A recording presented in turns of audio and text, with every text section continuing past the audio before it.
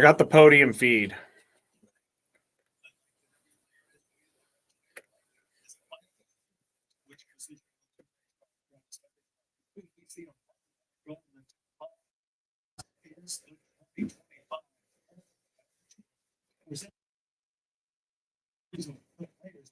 Alongside Braden Surprenant and Matt Skraby, here's your host, Ello.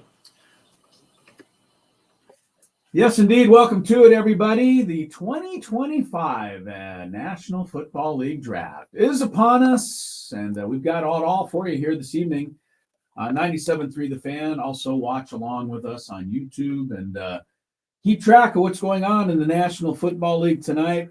Probably about 4 hours. We'll be here at least till 9 o'clock, breaking down all the picks in the first round. Tonight is only the first round. The draft continues, of course, tomorrow and Saturday.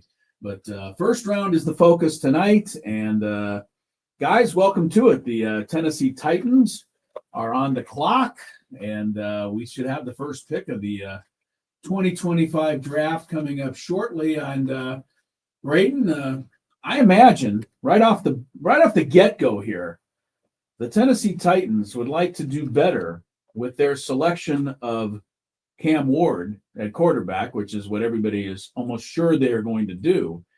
Hope he turns out a little better than their last two quarterback selections, Will Levis 2 years ago and Malik Willis 3 years ago.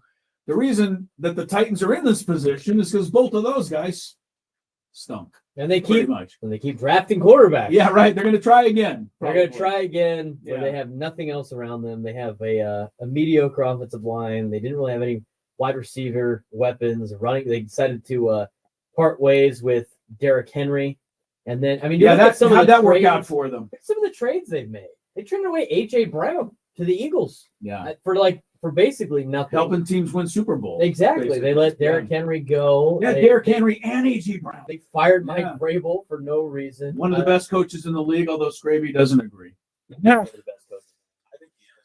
So the Titans messed up in all those different facets, and now what they're going to do is they're not going to play the intelligent game of drafting a quarterback when your team is almost complete and then having the 5 years of a window with a rookie quarterback. No, they're going to draft Cam Ward now, feed him to the Wolves, and then hope for the best 4 years from now and have a 1 year window before you're going to have to sign Cam Ward to a big deal, hoping that you're going to sign Cam Ward to a big deal because he's played so well. Yeah, hopefully he's going to be good. I don't think it's a slam dunk in anybody's mind that Cam Ward is going to be a superstar, but he's the best of the lot, and he is probably going to be the number one selection. In fact, it's almost guaranteed. Now, the news that has been coming in here within like gangbusters, the last half hour, maybe 45 minutes, this has really blown up, and a lot of people think this is really going to happen now.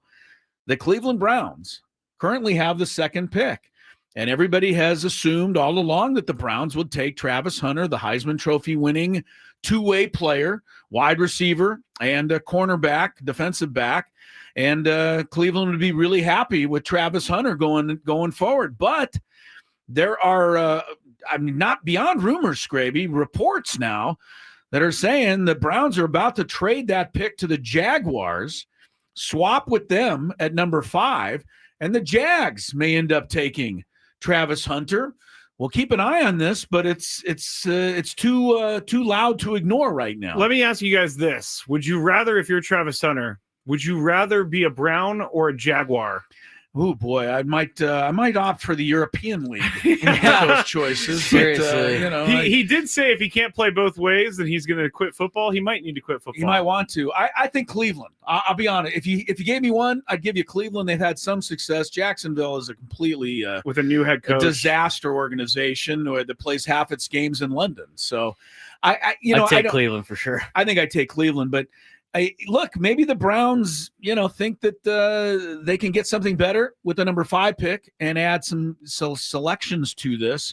We'll certainly keep an eye on this. Up until, honestly, Braden, 45 minutes ago, everything I read, everything I had looked up, and I'm sure you had the top 4 picks completely solidified.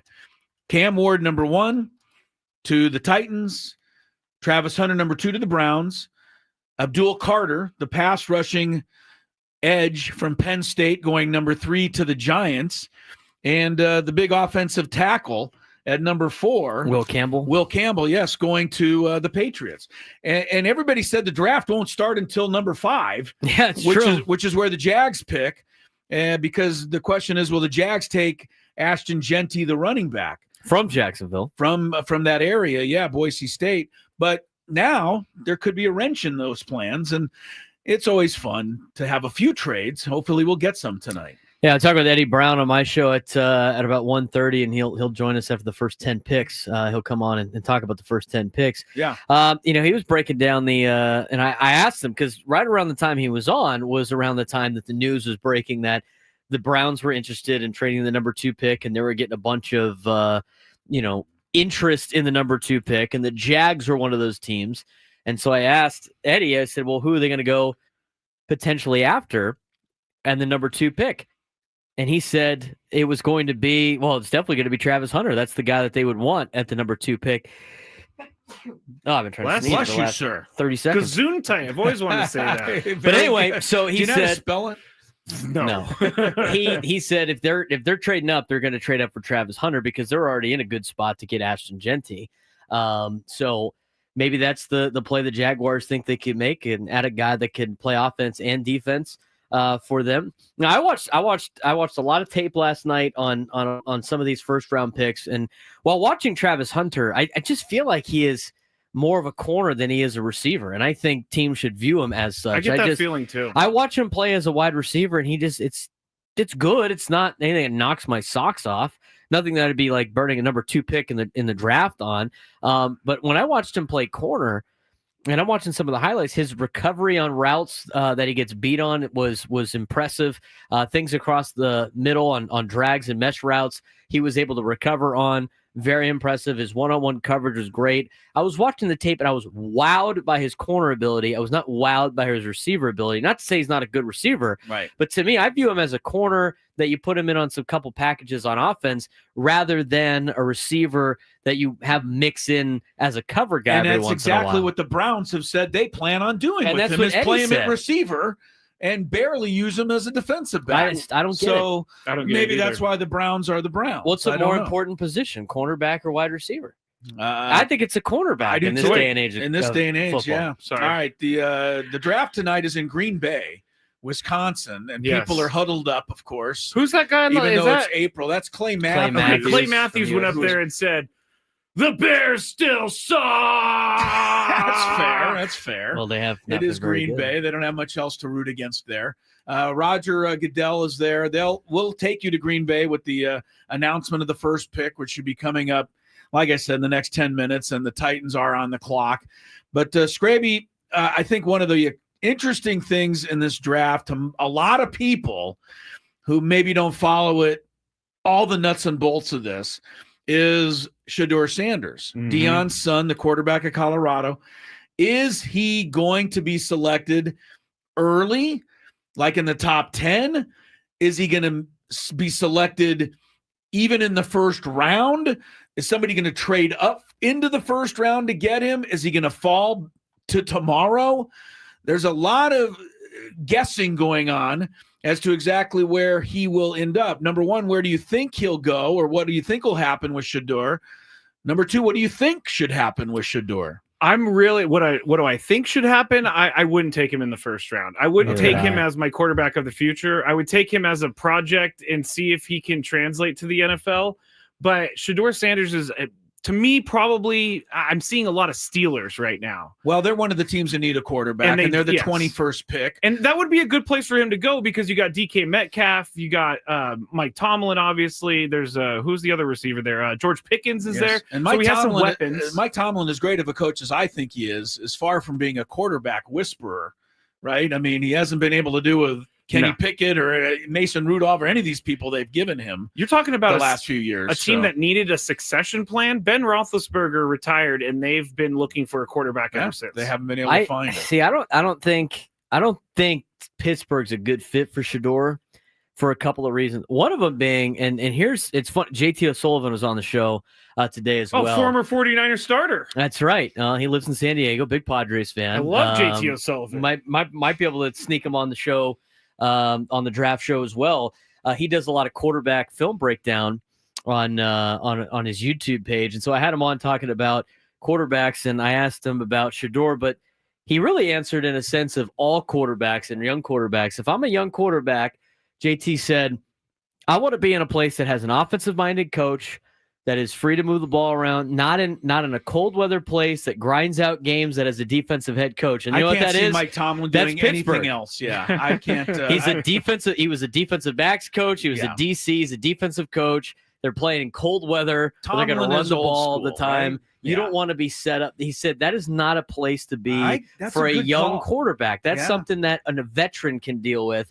As a young quarterback, you want to be in an offensive-minded area. That makes a lot of sense. And Justin Fields was there last year, and he is a young quarterback, and he didn't say he played well enough to be the starter for the year, and so Russell Wilson took over. But I think you're right in that regard, Braden. Like, Shedeur Sanders needs a team that's going to really develop him instead of just kind of hoping that he gets better. He does a lot of good things, though. I mean, a high completion percentage. He makes a lot of Sunday throws. Sunday throws. How many completions does he get more than 10 yards down the off the line of scrimmage, though, down the field? I mean, I'm seeing a lot over here on this. Now you're seeing some on the highlight. Well, these highlights make everybody look like they're going to the Hall of Fame. You know that. I mean, he's a solid quarterback. Okay. I just, the biggest thing with him though is the baggage of being Deion's kid, right? I mean, he's never not played for Deion.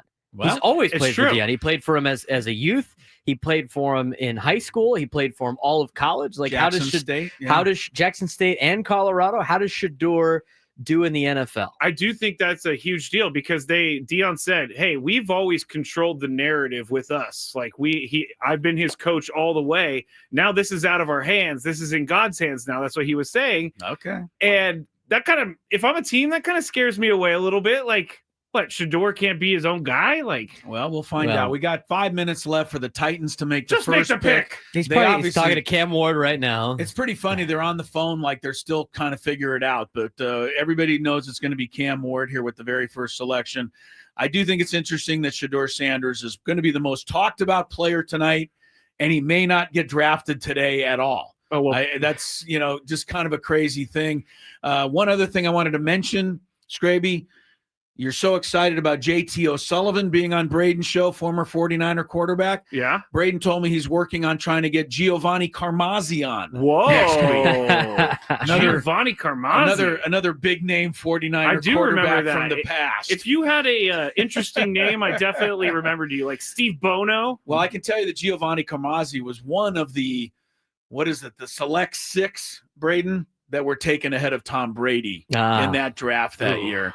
And so he'll always have to try to live that down. Do you kind of celebrate that a little bit? Like, I was in the same draft with Tom Brady. I think it's kind of embarrassing, frankly. I mean, I didn't pan out like he did. Yeah. I was expected to. No one panned out like Tom Brady. I don't know. Giovanni Carmazzi was a first-round pick by the then phony Niners. Way back when. That was a bad pick. All right, Tennessee Titans on the clock. We've already kind of discussed their situation. They're in this position because they made two horrible choices at quarterback in the last 3 years. They also haven't done much else right, Braden. J.C. Latham was their first pick, an lineman at number 7 last year. He's probably trying to develop. I don't know a lot about him. He started the second pick. He started all 17 games at left tackle as a rookie, 3 fumble recoveries. That's pretty good. Peter Skoronski, another lineman, was started their first all 17 games in 23. So they maybe do have the makings of a little offensive line coming together to help Cam Ward. They were expecting Treylon Burks to be A.J. Brown. That was a number 1 pick, and that hasn't worked. They also just picked up Lockett from Seattle. I kind of think his best days are behind him. They are, I would imagine. Cam Ward's going to have not quite. He contemplated retirement a couple of years ago. Tyler Lockett did, yeah. So the amount of hits he took. All right. The draft order at the beginning is Titans and then Browns, and then it moves on down the line to the Giants, and then it goes to the Patriots, the Jags, the Raiders at number 6, Jets, Panthers, Saints, and rounding out the top 10, the Bears. With the first pick in the 2025 NFL Draft, the Tennessee Titans select Cameron Ward, quarterback, Miami. Not surprised. Do you think that Cam Ward asked for his name to be announced as Cameron? That's like one of the biggest moments of his life. I hope he wanted to be called Cameron. We called Jacob Cronenworth Jake Cronenworth. I'm just saying, maybe, I'm sure, if I'm Cam Ward, I would want to record that for prosperity ever, kind of like Tua Tagovailoa. I was just about to say. Mispronounced. Tua Tagovailoa. Yeah. I just hope Cam Ward wanted to be pronounced or be announced as Cameron Ward. All right, the first pick is in. It's who everybody expected. Cam Ward, quarterback, University of Miami. Skraby, you got a little bit more on this young man? Cam Ward, quarterback, Miami. Ward to throw, spins out of the pocket. Sets up and rifles this one down the sideline. Caught! It's rushed up at the 10, at the 5, and he races into the end zone for a Miami touchdown. With 6:07 to go, Miami's back in business. Don't give up on your Hurricanes just yet. Ward was prolific in his final season at Miami, throwing for over 4,000 yards and 39 touchdowns. In his 5-year collegiate career, Ward threw 158 touchdown passes, breaking the all-time Division I record. He's a proven playmaker with strong pocket presence and the ability to create off script. He has all the tools necessary to become a franchise quarterback in the NFL. All right, Cam Ward is indeed the first pick, and as he is walking up to the podium, Jags. They put the logo of the Jacksonville Jaguars up. That's right, the Jags have, as was being discussed the last hour or so. Is that a Jaguar noise? The Jags have struck. They have traded with the Cleveland Browns, and so the Jaguars will have the number 2 pick. We'll talk about what that means in just a moment. We'll take our first break of the evening. We'll be here till 9 o'clock. We are sitting in, by the way, for our happy hour on our regular Gwen and Chris show. We thank our friends at GL Pools. They are the swimming pool experts trusted by thousands of San Diegans since 2006. Baseball is back. So is swim season. Don't forget, call GL Pools. Mention the word radio. You'll get a free month of pool service. Our 2025 NFL draft coverage is underway on San Diego's #1 sports talk station, 97.3 The Fan. Don't go anywhere. Here's how easy it is to get the yard you deserve with Moon Valley Nurseries. Our job is to design your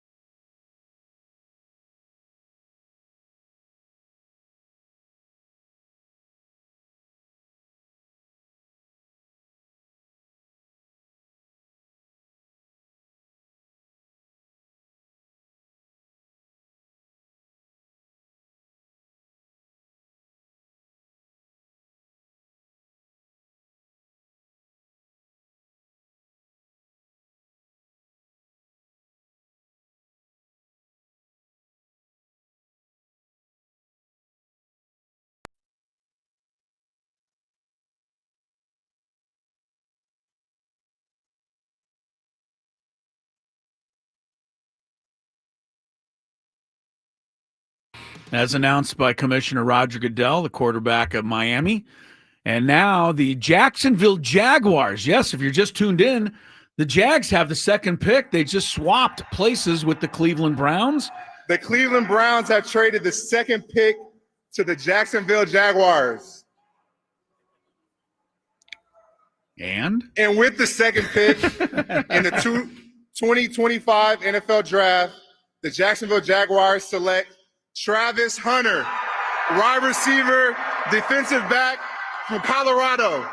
There you go. The Heisman Trophy winner is not going to Cleveland, as he probably woke up this morning thinking he would. Way to Jacksonville. Let's find out more about him. Travis Hunter, cornerback and wide receiver, Colorado. Shador takes a snap. He throws this one towards the end zone. Fighting for it. Up with the football. Touchdown. Touchdown, Colorado. In a season of improbable plays, you just saw one of the greatest catches you're ever going to see. He was battling with the defensive back, falling down, made the catch on his back of 23 yards. Number 12. We've never seen anything like him. There's never been a player in the draft quite like Travis Hunter. Not only is he one of the best receivers in the draft, but he's also the best cornerback in the draft. Hunter's unique skill set led him to win the Heisman Trophy, racking up over 1,200 yards and 15 touchdowns on offense, and 32 tackles and 4 interceptions on defense. Some wonder if he can play both ways in the NFL, but Hunter is adamant he can. He is a once-in-a-generation prospect. Well, we'll find out if all that comes to pass. Travis Hunter is on his way to Jacksonville. Personally, I can't think of a more nondescript place to begin your NFL career, but he will have a Trevor Lawrence around him and a young general manager, Braden, and a young coach to try and get things started down there.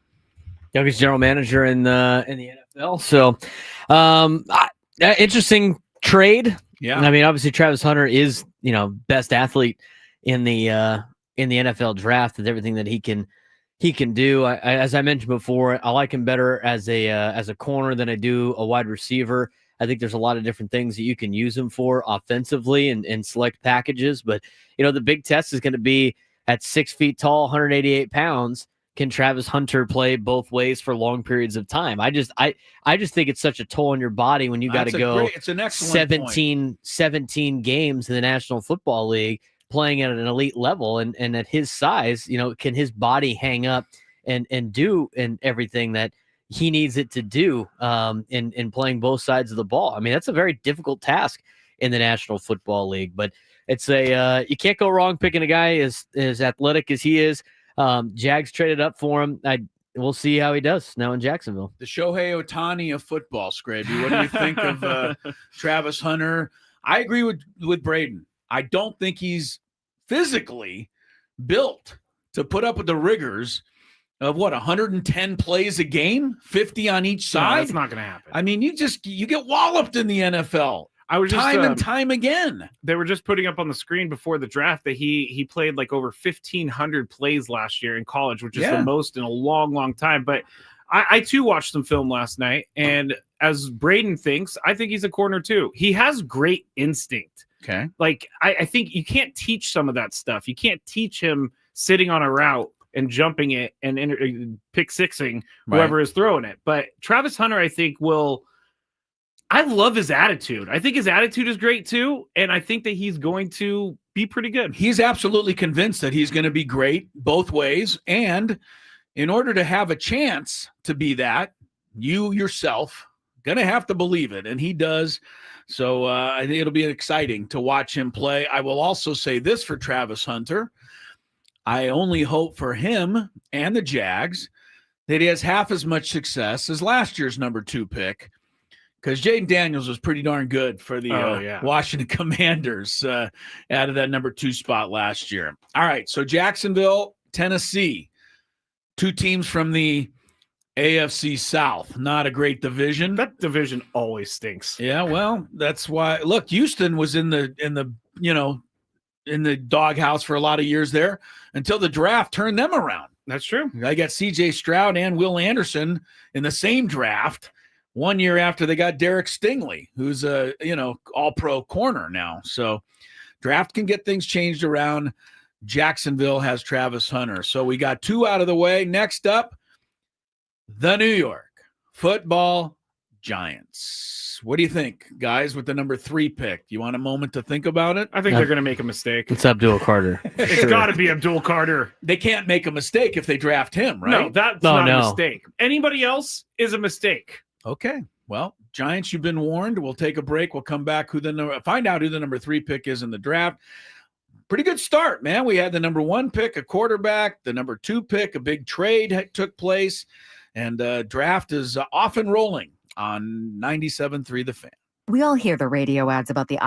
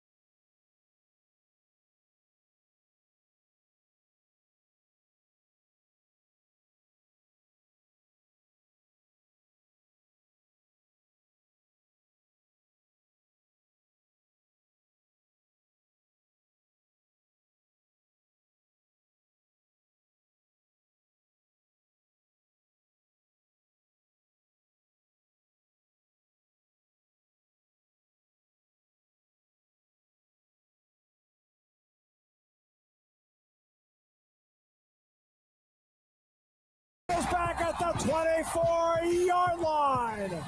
Abdul Carter. Named the Big Ten Defensive Player of the Year and a unanimous All-American, Abdul Carter is the best pass rusher in the draft. In his final collegiate season, he tallied 12 sacks, 66 pressures, and led college football with 24 tackles for loss. He's an explosive athlete with speed and burst off the snap, alongside the power to move tackles into the backfield. Some scouts believe he is the best overall prospect in the draft altogether. And you heard that bio because the New York Giants, as expected, did take Abdul Carter with the 3rd overall pick. Giants did not waste any time, guys. Their clock didn't tick down at all. They were like, get me up on there before somebody changes our mind. They wanted Abdul Carter. They got him. I could be wrong, Braden, but I think back to the Notre Dame game that Penn State lost in the semifinal. Abdul Carter got hurt in that game. I mean, as good as Notre Dame was, I don't know that they get past Penn State. That was a great game.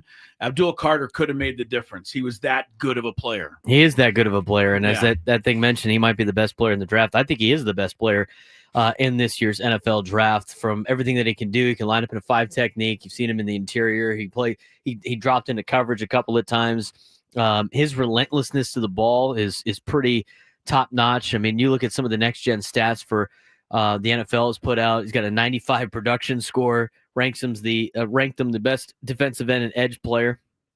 He got ranked the 6th most athletic, and then a 90 score on his total score. But even that on the prospect grades, the best grade you can get is an 8, which is the perfect prospect. He got a 7, which means he's a Pro Bowl talent. That's exactly what he is.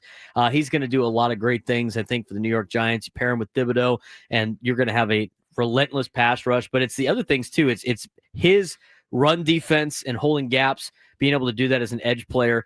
Really remarkable. And when you start looking at some of the tape, you watch Abdul Carter, and then you watch some of the other defensive ends and the edge players in this draft. It is such a noticeable difference between Abdul Carter and everybody else in terms of sheer athleticism, talent, motor, everything. He is almost the perfect prospect, if you will. And I thought this is the easiest. I thought the Giants in the first round had the easiest pick. They didn't need, they could go quarterback, but the reality is they weren't going to get Cam Ward. You don't want to waste the number 3 pick on Shedeur Sanders. Whatever Cleveland was going to do, you were going to do the opposite. As soon as the Jags picked Travis Hunter after the trade with Cleveland, you get Abdul Carter. It would have been the same thing on the other side. If the Jags or Cleveland wanted Abdul, then you would have taken Travis Hunter. You would have had a good pick in one of those 2 picks anyway.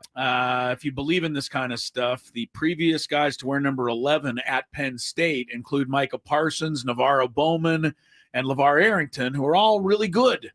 And now that number's not retired. And now comes Abdul Carter. I think he's only the 2nd best rush end from Penn State, though. Dolphins have Chop Robinson. Don't forget about NFL draft. Next pick. The New England Patriots select Will Campbell, tackle, LSU. Will Campbell, a guy who one day may block Abdul Carter, or may try to, out of LSU, goes with the number 4 pick to the Patriots. The idea here being protect their new young quarterback, Drake May. Will Campbell, tackle, LSU. A technically refined pass protector, Will Campbell is ready to become a day 1 starter in the NFL. He has exceptional footwork and the intelligence to recognize stunts and blitzes from opposing defenses. His talent was obvious from his play, as Campbell allowed just 5 total sacks across over 2,500 collegiate snaps. That includes a 24-game stretch without allowing a single sack. Campbell should become a top-level tackle and an offensive line anchor for years to come.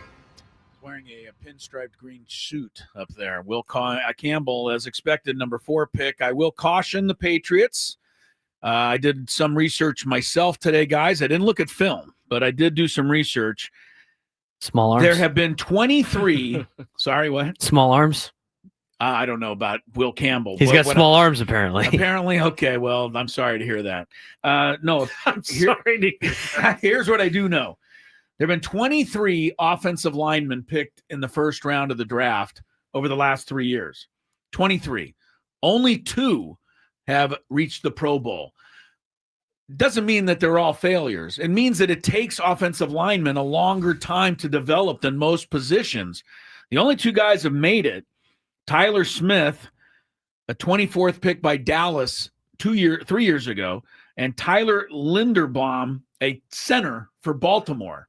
Those are the only two offensive linemen who have been in the Pro Bowl the last 3 years among first-round picks. So Will Campbell, he may play, he may, get it done, but it may be a while before he's great, Skraby. Yeah. Takes time. I would say that offensive tackle is one of the most important positions on the field.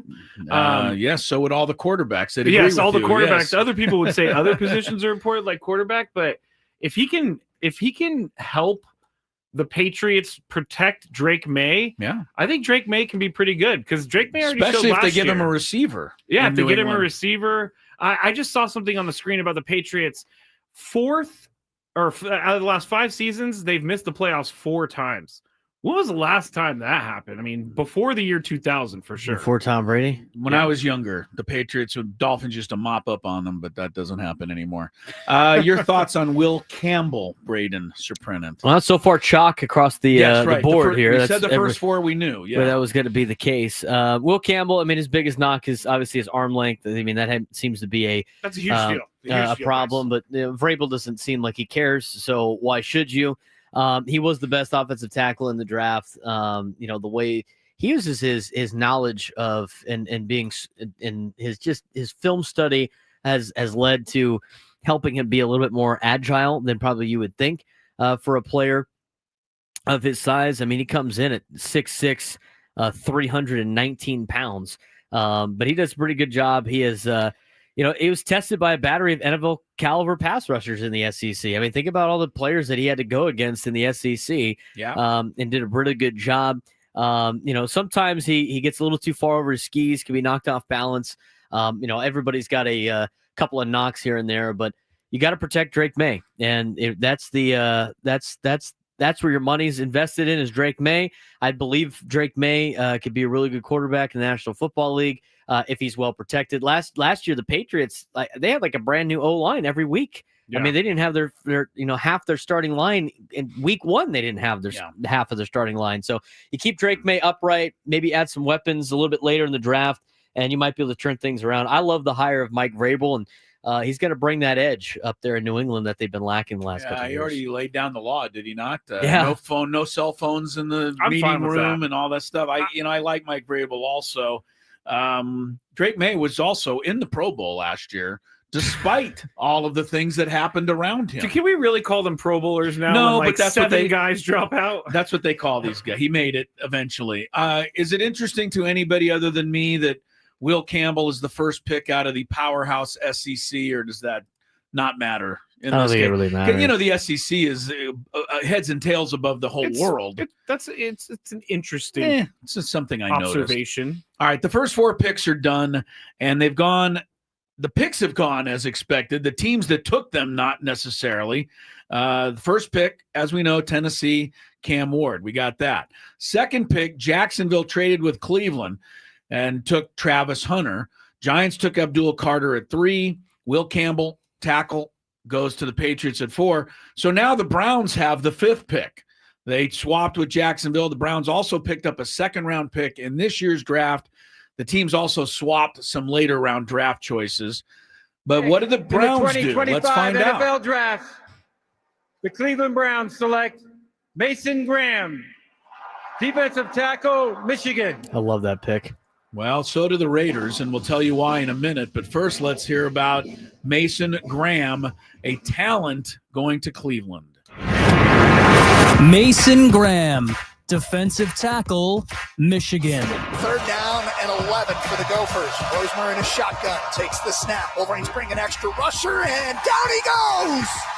It's Mason Graham on the jailbreak. Mason Graham again. He made an immediate impact at Ann Arbor, earning freshman All-American honors, and continued to be a dominant force throughout his time with the Wolverines. Graham has a wrestling background, giving him a great feel for leverage and body control. He played well against elite competition, and scouts feel confident his skills will translate to the next level. His raw power, intelligence, and refined technique make Mason Graham a potential Pro Bowler.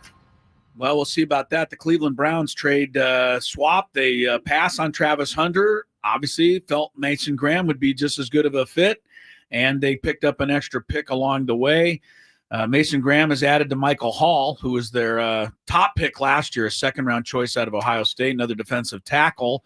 Of course, Myles Garrett. Do they still have Myles Garrett, Yeah, right. though? Myles Garrett has said he doesn't want to be there any longer. Remember, they gave him more took all that money. money and he changed his he mind? said, Yeah, for he's no fine amount now. of money will I stay in Cleveland. Oh, and then they said, they here, found how some about money? this? And he's like, all right, sounds good. So he's there. I did miss that. I apologize. But, yes, the Browns have got I've heard Mason Graham right behind Abdul Carter, Braden. He's really the second best talent guy. Oh, he's badass. They're showing the highlights right now on ESPN. He's lined up in a 3 technique. I've seen him play a 0 technique. He's lined up in a 5 technique. He's not going to line up as a 5 technique probably too much in Cleveland, but wrestling background is mentioned on that voiceover. He's from Anaheim, California, with a Servite.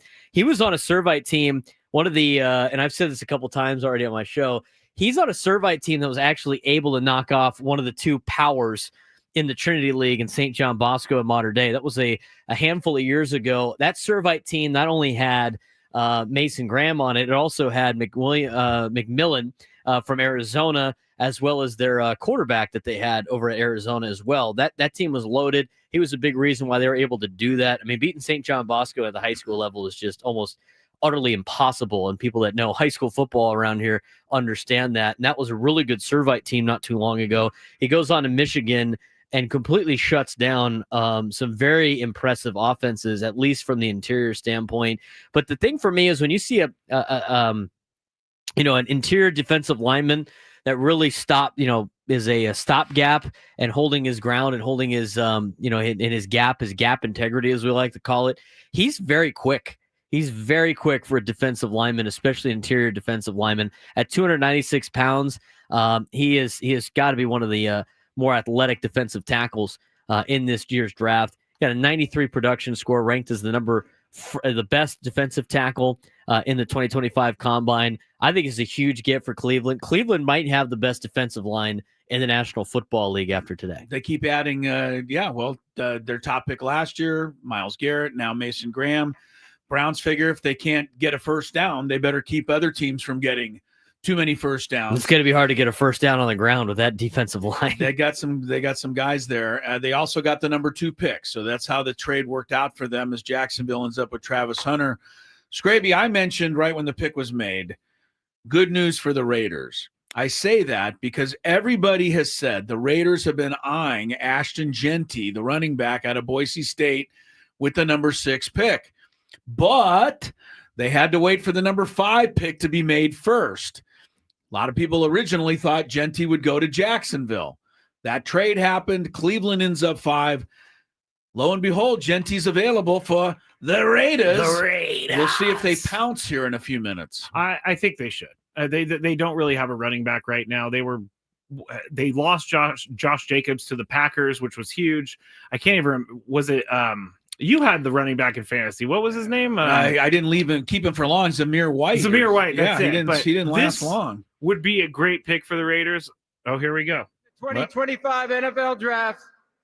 The Las Vegas Raiders select Ashton Jeanty, running back, Boise State. There you go. So I love it. The Raiders strike. You're right. They don't have a running back. Now they have one. It's interesting because running backs sometimes are phenomenal. Other times they're not. Interesting.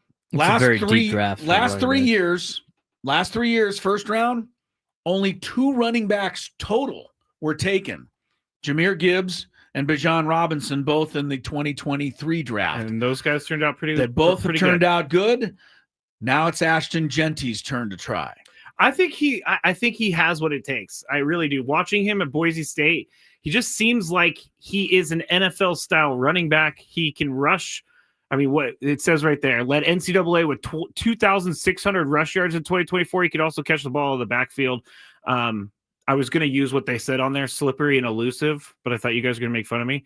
He's good. I really like Ashton Jeanty. He's also powerful. I looked at the Penn State game to see how does Ashton Jeanty match up against a real powerhouse team. Didn't have a big game, but don't know that he had a lot of running room either, Braden. It wasn't like it normally was. Genty gets some room. He can make it go, and he's tough. I mean, he broke dozens of tackles that I saw this year. Yeah, he did. I mean, obviously, he did a lot of that against some Mountain West competition, but even against Penn State, I mean, he was bruising a little bit. And here's the other thing: I mean, there's not a lot of linemen that can block Abdul Carter, and there's not going to be any linemen at Boise State that can block Abdul Carter in the defensive front for Penn State. I like the pick for the Raiders. It's a good prospect. You know, some of the negatives are. He had an insane workload last year because he was the best player on the field for Boise State. An absurd amount. He had 374 carries last year, including 279 over the final 9 games of the season. That's a lot. That's taken a lot of hits. You know, sometimes he's limits his ability to make sharp downhill cuts. You know, with his kind of tight hips that he has. You know, he's fumble prone once defenders start badgering for the football. Those are some of the knocks. I think he's got some sneaky speed to him. He's not one of the faster running backs in this year's draft, but as you mentioned, he's big, physical, athletic. He's going to be a load to bring down, and he's going to wear people out. I mean, that's the thing. So, the Raiders get a running back. With the way that Pete Carroll is, you know, and let's see what Chip Kelly's got in store for a guy like Ashton Genty. Remember, he's the offensive coordinator now for the Vegas Raiders. So. Okay. Yeah, I don't mind the move. He's, again, for his size, you would think just a bruiser, but he's pretty quick in space. Genty did end up with 104 yards in that game against Penn State, but he 30 carries. Yeah, he took a lot of time. What's that on average? Like 3 point something? Well, again, but let's find out some more about Mr. Genty. Ashton Genty, running back, Boise State. Hand off Genty again, up the middle to the 30. Gets to the outside, to the 40, to the 50.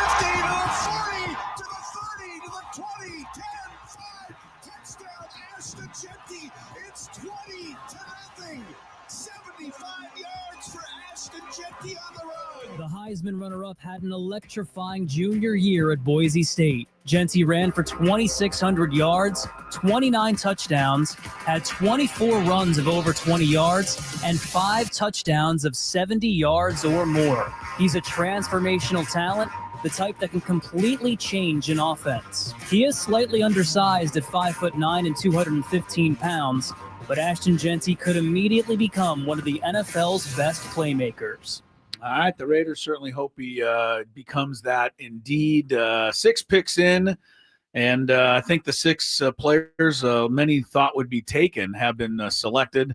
Ashton Genty, number 6, going to the Raiders after Mason Graham. The Michigan defensive tackle went to the Browns. If you just tuned in, the Browns ended up with the number 5 pick, trading the number 2 pick to Jacksonville, and Jacksonville ended up with Travis Hunter. That brings us to the Jets. Jets. They're going to take your guy. Skraby, you think they're going to take my guy, who's the tight end at Penn State, Tyler Warren. Yep. He's not my guy, but I sure like him. And you think the Jets are going in that direction, huh? I think that would make sense for them. I really do. I mean, they have so many offensive weapons already. They have Garrett Wilson. They have Breece Hall. If they could get a tight end like Tyler Warren, who could also do other things in the offense, they could be pretty dangerous. They just have to figure out, with Aaron Glenn being the head coach, they just have to get through that. But I think that would be a good pick for them. Only 2 tight ends, Braden, have been taken in the first round over the last 3 years. I think you're going to get 2 this year, but one was Dalton Kincaid, who's been pretty good, but not a Pro Bowler yet. And the other was Bowers, who was the offensive rookie of the year for the Raiders last year. What do you think about the Jets going tight end here? I think they're going to go with an offensive tackle. I think they're going to get the kid in Missouri, Armin Membo. I mean, that's kind of where he's been slated last couple of times. I mean, they got to build up a little bit on their offensive line. Obviously, a major problem for them. And here, the thing is with linemen, especially in the first round of the draft, there's not a lot of gigantic-sized human beings that are fast walking around this earth that you can have on your team. And when you got to get those guys as quickly as possible. That's the biggest difference between, good college teams and great college teams. The difference in the Power 4 and the Group of 5 are the linemen. And when you can go get good linemen, it's going to help you out. And all the teams that do well in the NFL have arguably the best lines in all of football. And so for the Jets, definitely need to improve the O-line. That is a major need for them. They do need a tight end. It's a very deep tight end class, so I can see them getting one later in the NFL draft, but I bet you they go with offensive tackle. They went with offensive line last year, Braden, and I would love to tell you who they selected, but Olumuyuwama Fashanu from Penn State is not easy to pronounce. He did start 15 games, though, last year on the O-line. So, maybe they go that way for a second consecutive year. I said the Giants were going to think about maybe, because the rumor was if they drafted Carter, they were going to put Thibodeau on the trade block because of not picking up his option for his 5th year. Joe Sheen has said his team is picking up Kayvon Thibodeau's 5th-year contract option. So now you're going to have Thibodeau and Abdul Carter. If Joe Sheen makes a decision on a contract, it's a gimme. It's the best decision that you can make. Well, if you're an Eagle fan, it is. As it Carolina last year is fielding calls about trading the number 8 pick. All right, their Jets are up next with 7, then the Panthers with 8. We are in the middle of our 2025 NFL draft coverage. While we have a second, we want to thank our friends at Spiro's Mediterranean Cuisine. Yes. They brought us a beautiful dinner tonight. We really appreciate it, Sharon and April and everybody at Spiro's. And as we've told you all the time, they're going to take amazing care of you. Coronado, La Jolla. Try out Spiro's if you haven't done it yet. We're having some here tonight.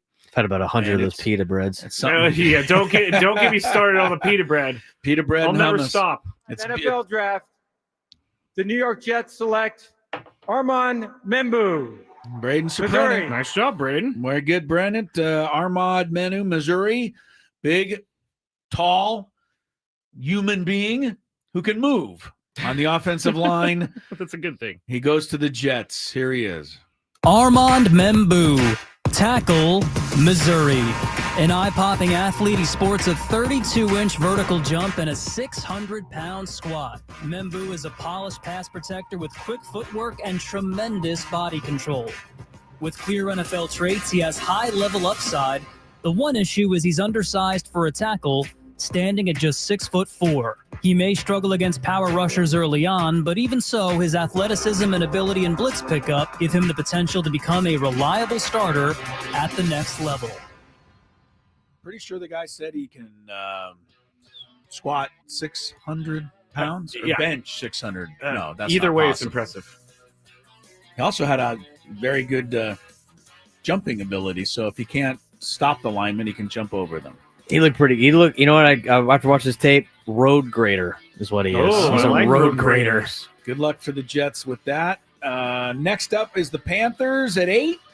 We got an hour down in the 2025 NFL draft.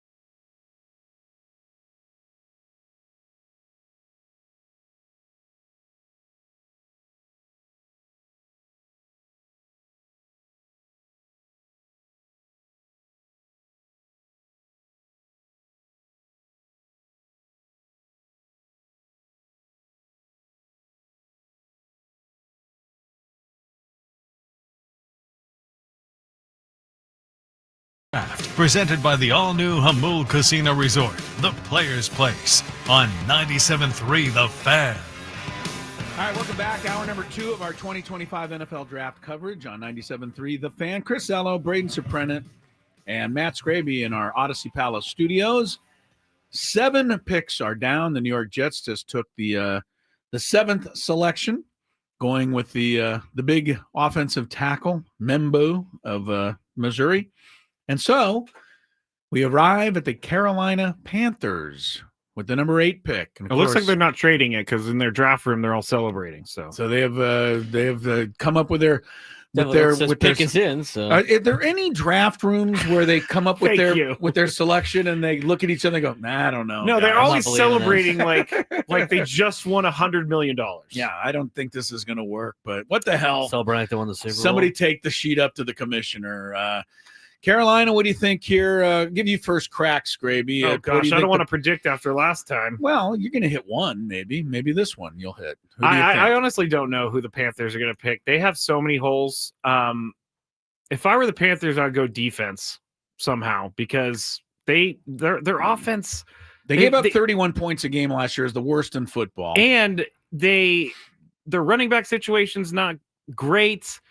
I say they go defense, but I don't know of a player that they're going to take. I would take Jalen Walker if I was them. That's where I thought they would go with. He's a edge rusher from Georgia. He was the second-ranked edge rusher after Abdul Carter.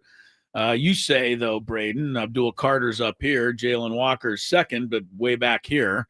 Jalen Walker looks stiff compared to Abdul Carter. He just and the other thing with Jalen Walker is he's 6'2". He's kind of a tweener. He's not big enough to be really a menacing edge. 2025 NFL Draft. Let's see what happens. The Carolina Panthers select Teteroa McMillan. Wow. Wide receiver. Okay. We have to talk about Jake on the chat has predicted every single pick correct before it's happened. It's probably on Reddit. Apparently, somebody leaking it on Reddit. Apparently, probably. Jake has seen this draft before. Apparently, because he picked it. He keeps picking them. 8 for 8 for Jake. All right. Well, let's find out who he's going to take next. But before we do that, let's talk about this wide receiver from Arizona. I think, did this guy not play here at Snapdragon a couple years ago against the Aztecs and torture them? I thought he did. McMillan? Yeah. I don't know. I mean, I remember that game. It was the hottest day of all time at Snapdragon. He's legit. Yeah. I've seen comparisons, if that's fair, to Mike Evans. And that's a pretty good guy to be compared to. That's a very good guy. See what they say. McMillan, Teteroa McMillan. Or close to that.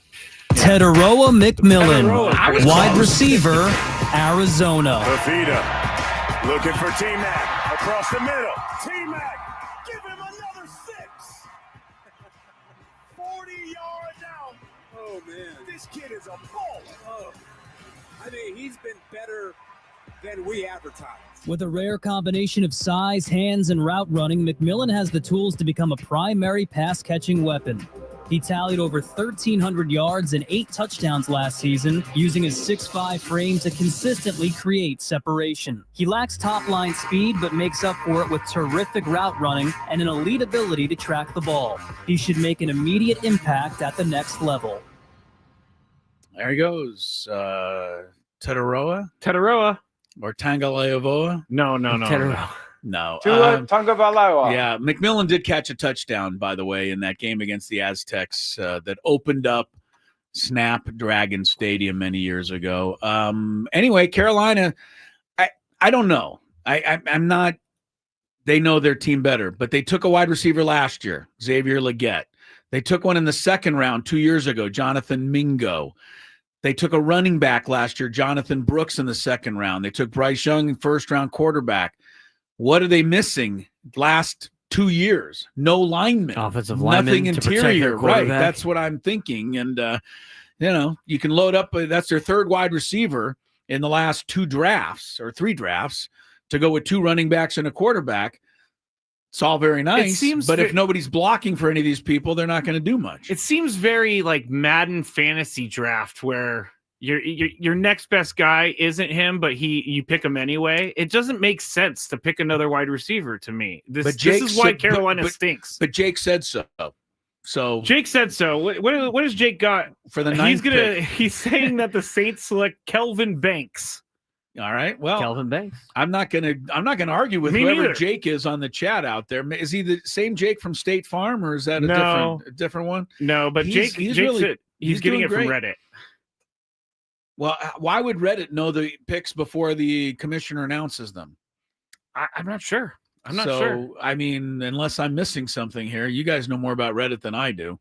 He said he's getting information like just pouring in since he's one of the moderators for Reddit on College Football Reddit. Well, he's doing a hell of a job so far, Jake. Keep it up. So who's the win? I got to see who the pick is going to as we get into the ninth pick. It is the Saints. Yes. Yeah, Saints. To go back to McMillan, he is he's very much a jump ball threat for sure. He played volleyball in high school as well. It taught him how to jump and how to use the approach. He's used that to his advantage a lot. Kid from Servite. He played with what was his name? Mason Graham or whatever his name is. Yeah, played with Mason Graham at Servite. So now you got a modern day kid throwing to a Servite kid out there in Carolina. But as you mentioned, I mean, it's just, to me, it seemed like kind of a reach for Carolina to go get McMillan this early in the draft. I mean, obviously, if they really wanted him, that's what they wanted to go get. But he wasn't going to be available. I thought the Cowboys were going to get McMillan. Obviously, they might have to pivot now. But they have so many other issues. I mean, they continue to draft receivers in the first round, yet they continue to draft in the first 10 picks of the first round year after year. I mean, you should probably get yourself in a position where you protect Bryce Young, where doesn't matter how open McMillan might be. If Bryce Young is lying on his back for his life already as an undersized quarterback. Right. But maybe if you protected him a little bit, you wouldn't have to have the red rifle go in there in the middle part of the season for Carolina. All right. Carolina Panthers have not done well. The New Orleans Saints, a lot of people originally thought that the Saints would go with Shedeur Sanders because Carr, the quarterback, is maybe out for the season with some crazy injury that he has suffered. So the Saints are kind of quarterbackless. The last quarterback the Saints drafted in the first round was Peyton Manning's dad. Wow. Archie Manning. Wow. I believe that was 1971. Wow, that is a long time ago. And the Saints have been bad for most a long of that time. The only guy who ever 25 NFL draft. The New Orleans Saints select Kelvin Banks Jr. Tackle, Texas. This is getting crazy. This is getting a little absurd with our guy Jake, but stick around if we can name all the picks before they happen. Jake is our guy. Thank you, Jake. Kelvin Banks. You need to start tweeting them out from the fan account, Skraby. It'll be the insiders on Twitter. That's incredible what Jake is doing here. I appreciate you, Jake. I don't know how you got ahead and you were able to hook up with he explains it in the Christopher Lloyd and Back to the Future and set the DeLorean forward. He's got the almanac. He's getting everything. There's literally 4 million. This is what he said. Aaron, put it on the thing. Oh, wait, hold on. Let me go on the StreamYard and put it up. 4 million subscribers, fans that rush to post first what their team insiders are saying. He's just seeing what all the insiders are saying. And he's got an aggregate. He's hit every single one. Kelvin Banks, offensive tackle, Texas, now a Saint. Who we got for the Bears, Jake? Well, we'll find out. Let's find out about our boy Kelvin Banks first. Kelvin Banks, tackle, Texas. The winner of the Outland Trophy, the Lombardi Trophy, and a unanimous All-American, Kelvin Banks was a cornerstone of the Longhorns' offensive front. He's a high-ceiling prospect with the ability to excel as either a tackle or guard in the NFL. He's slightly shorter than the ideal tackle, but makes up for it with proficiency in his technique. Banks has the ability to become a Pro Bowl starter on the offensive line. I'll say this for Kelvin Banks. He won the Outland Trophy last year, which goes to the top linemen in college football. So that means he beat out Will Campbell, Mason Graham, Armand Menbo, all who were drafted ahead of him. Says something for Kelvin Banks anyway, going to the New Orleans Saints with the number 9 pick. That brings us to the Chicago Bears. And the Bears, I believe, wanted Genty, so that's out the window. I thought they were going to get Tyler Warren. Well, he would be there, right? Yeah, he's still the there. tight end is there. I've seen some people suggest. Well, I've seen a few things on trades, but one thing I saw was that they ought to the Bears ought to move down here and give the Colts the 10 pick so that they can get a tight end. But we only had the one trade. Yeah. I saw somebody say we're going to have double-digit trades tonight. Double digits? We always hear that, and then it never comes to pass. But I remember the year that Myles Garrett was selected number 1 overall. Everybody knew that for months going into it. But then, like, Mel Kiper in the morning, I'm hearing that some other teams are, the Browns aren't going to be thinking about Myles Garrett. It's just no one knows, Chris. Well, they do, except for Jake. Jake knows everything so far. He's Jake's taken over out, the by show. He's honestly. out now. He's got to take his kid. He's got to go pick up his kid from baseball practice. Well, Jake, thank you for your help. We now will be in the dark with everybody else on the number 10 pick. I'll give you a shot, Skraby. Since Jake is out, can you hit one here?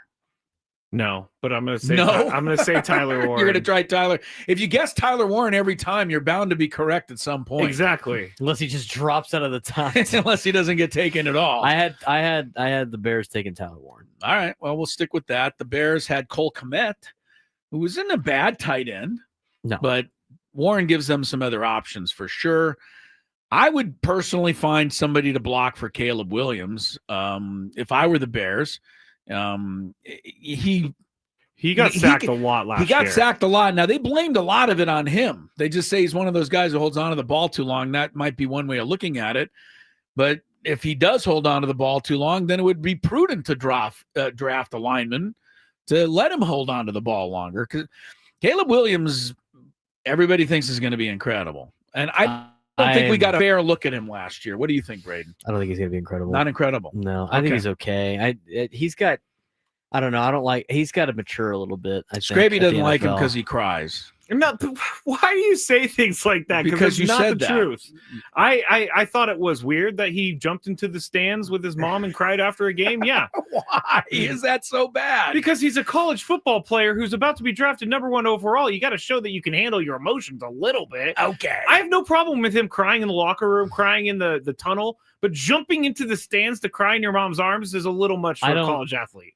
He's too much of an eye guy. The things that stick with him. I mean, you're talking about Caleb Williams? Caleb Williams is too much of an eye guy for me. I don't see it lasting in the NFL. I'm not in love with him either, but I also think he was up against it last year. I'm pretty sure he had the worst coach in the National Football League until Eberflus was fired. His line wasn't very good either. Right. That's why I think I'd go offensive line here. You got Cole Kmet. I'd ride with him, even though it seems like Tyler Warren is kind of a shiny object. Tyler Warren's the best tight end in the draft, and he could do it all. And Jake Waters says it's going to be Colston Loveland from Michigan. Colston Loveland, who's the other tight end in this draft. And I watched both players on tape last night, and I was way more impressed with Tyler Warren than I was with Colston Loveland. But we'll see what Chicago's got. They're actually doing a memorial to Steve McMichael right now. Which is very nice. Jalen Walker is maybe the best available player still. A little bit. He's not been yet taken. He's down to number 10 and maybe going, a little bit lower here. So we got a minute or two to recap what you may have missed if you're just tuning in on the NFL draft. The number 1 pick was Cameron Ward, as he was announced by the commissioner. He went to the Titans. Travis Hunter was the number 2 pick, but not by the team you thought. Jacksonville traded up to get him at number 2. Abdul Carter, 3 to the Giants. Will Campbell, tackle, number 4 to the Patriots. Cleveland went back to 5. Mason Graham, defensive tackle, Michigan. The Raiders got their running back, Ashton Genty of Boise State. Membo, the big offensive tackle, going at number 7 to the Jets.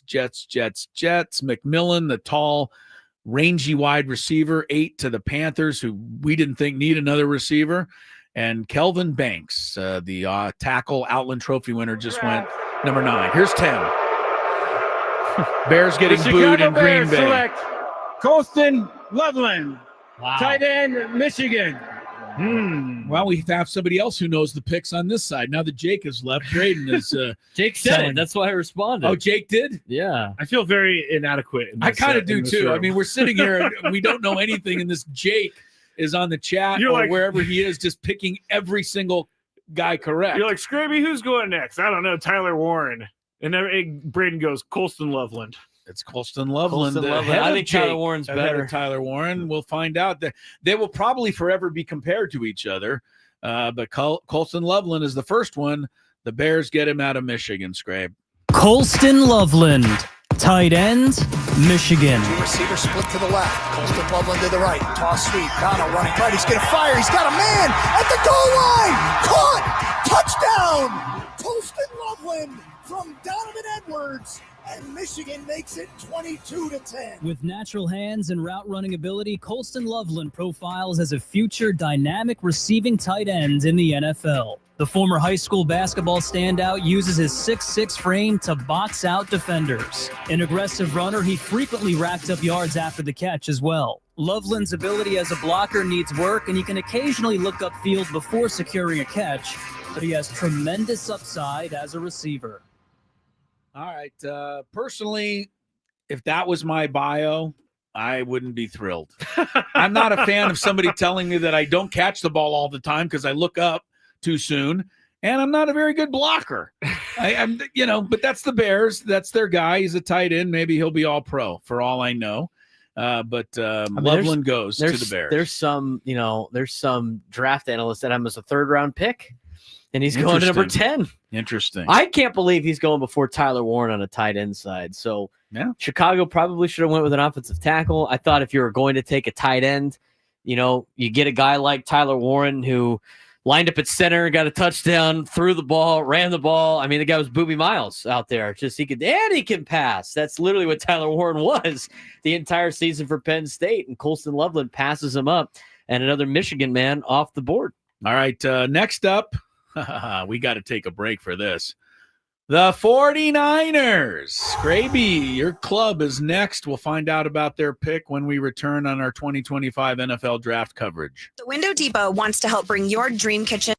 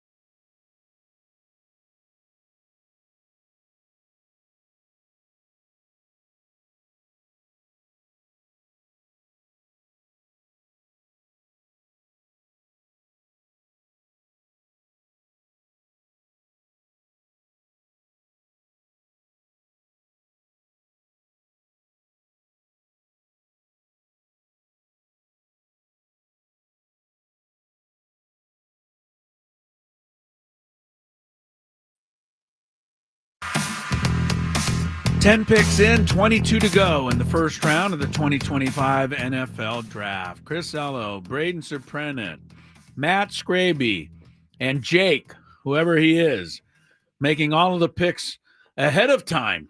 So we might as well tell you that even though the 49ers have not announced anything, apparently they are about to select the edge rusher from the University of Georgia, Mykel Williams, with the 11th pick.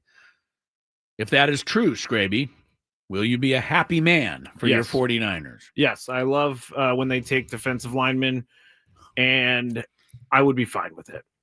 Either that or an offensive lineman. Don't be cute. Don't try to take a skill player or anything like that. The 49ers have any players left on their roster? Didn't they pretty much purge everybody this offseason to make way for Brock Purdy? I mean, they don't have anything. Brock Purdy, but yes, they purged a lot. They certainly. Debo's gone. Like yeah. What's the linebacker's name? The guy who came back. Team. Why can I not remember? He tore his Achilles in the Super Bowl. Why can I not remember his name? I don't know. I'm not helping you. Thanks. He played against the Rams in the first half and was incredible. I don't know why I can't remember this guy's name right now. Dre Greenlaw. Dre Greenlaw. That's it. No longer a 49er. That's why you can't remember his name. And Hufanga is also a Bronco with Dre Greenlaw.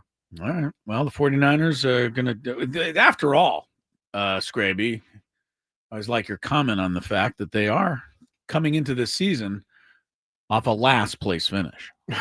That's right. How did they finish last in that division? 6-11, Chris. That's how. But nobody could have predicted that, right? When the season started. No, I mean, Christian McCaffrey pulled the wool over our eyes for all offseason and then didn't play for the first 9 weeks. It was bad. You got a few more minutes to complain about the 49ers before they make their pick official. No, here's Goodell. All right, let's see if it's our guy. For your sacrifices to defend our country's freedom. Thanking the military. Thank you. Oh, come on, Roger. With the 11th pick in the 2025 NFL Draft, the San Francisco 49ers select Mykel Williams, defensive end, Georgia. As the saying goes, Braden, if you can't beat them, join them. Yes. And apparently Jake knows all the picks, so we might as well join him, and predicted correctly that Mykel Williams would go to the 49ers. Edge rusher from Georgia. This has to make his former teammate Jalen Walker feel pretty good that he hasn't yet been selected. But let's find out about the newest 49er. Oh, he looks good in that 49er hat, too. I bet. Mykel Williams, defensive end, Georgia. Play fake, yours. Steps up, moves to his right. He's going to be sacked back at the 18. Dogs got to him. Mykel Williams gets the sack. Texas going back here on this possession. At 6'5" and 265 pounds with rare power at the point of attack, Mykel Williams has wowed scouts with his physicality. His talent showed in the SEC championship game where he notched 2 sacks and 5 quarterback pressures against one of the best offensive lines in the country. His explosiveness is rare for his position, and scouts rave about his competitive toughness. He's a rising talent that has all pro potential. Love it. Mykel Williams going to Skraby's 49ers. I did see that he is a 2-time second-team All-SEC performer. Makes you wonder who's beating him out both to the last 2 years. But, hey, he's your guy at number 11 for the Niners who need to I'm happy about it. Well, why not? I mean, they shipped out everyone, as you said. They need to start rebuilding somehow. They made a couple trades to get some more picks, so hopefully they're going to finish Lynch last again. Get used to it. I hate when you say Braden, that. what do you think of Mykel? No, he's a good player, right? Coming off of playing on a really talented Georgia Bulldogs team. A lot of people thought that Jalen Walker was the better option than Mykel. So very interesting. Obviously, the Niners thought differently. Mykel, 6'5", a little bit different than Jalen Walker at 6'1". So maybe that's where it came about to be. But got to build on the in the trenches out. John Lynch has done a great job doing that for the Niners. Getting back to it with this pick out of Georgia. All right, Mykel Williams, Field Yates rated him only the 5th best edge rusher, behind Jalen Walker and 2 other guys one from Marshall, Mike Green, and another from Texas A&M, Shamar Stewart. So sounds like a terrible pick, Scrape. 25 NFL draft. Next one. The Dallas Cowboys select Tyler Booker, guard, Alabama. Interesting. Awesome. That'll get everybody excited. And Big D, a guard for the Cowboys after they talked about taking a wide receiver, Braden, but the wide receiver they may have wanted wasn't there. No, it wasn't. McMillan was not there. That was one of the receivers that they were looking for. That was the receiver that has been picked by multiple mock drafts, for the Dallas Cowboys. So I thought maybe even, last minute last night, it was a lot of Tyler Warren talk to the Cowboys if he were to slip down there. Cowboys needed to upgrade their offensive line. They do it with Tyler Booker, interior lineman, offensive guard out of Alabama. So giving some protection to Dak Prescott. All right, that's the 12th pick. That means Lucky 13 is next.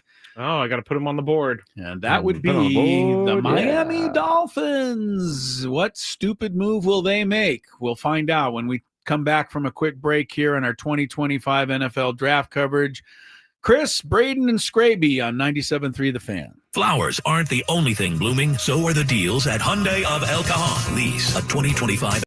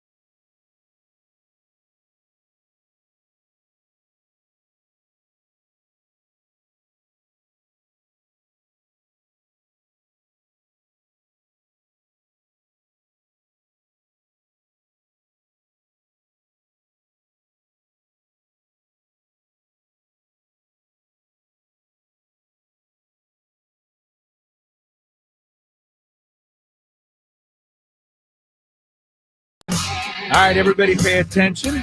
It's now time for the Miami Dolphins pick to come in at 13. Thank you, Scrabe. We welcome you back to our NFL draft coverage. 12 picks are off the board, and every one of them picked correctly by Jake out there. Jake hasn't made a pick in the last like 5 picks. Yeah, then you're getting it somewhere, but you don't have the Dolphin pick in yet. Not yet. All right. They're still contemplating, I guess. All right.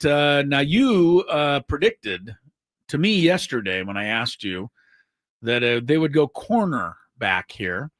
Not a cornerback has not yet been taken, which means that the top guy on the board, Will Johnson, the number 2 guy on the board, Jahdae Barron from Texas, are both available. I think Barron's if Miami better. wants to go that way. You think Barron's better? I'd take Barron. Everybody else says Johnson, or at least that's what. Here's what I don't like about Johnson right off the bat. He missed all the games last year because he was hurt. He played 6 games. I already don't like that. Does it upset you that he didn't run the 40-yard dash because he's not very fast?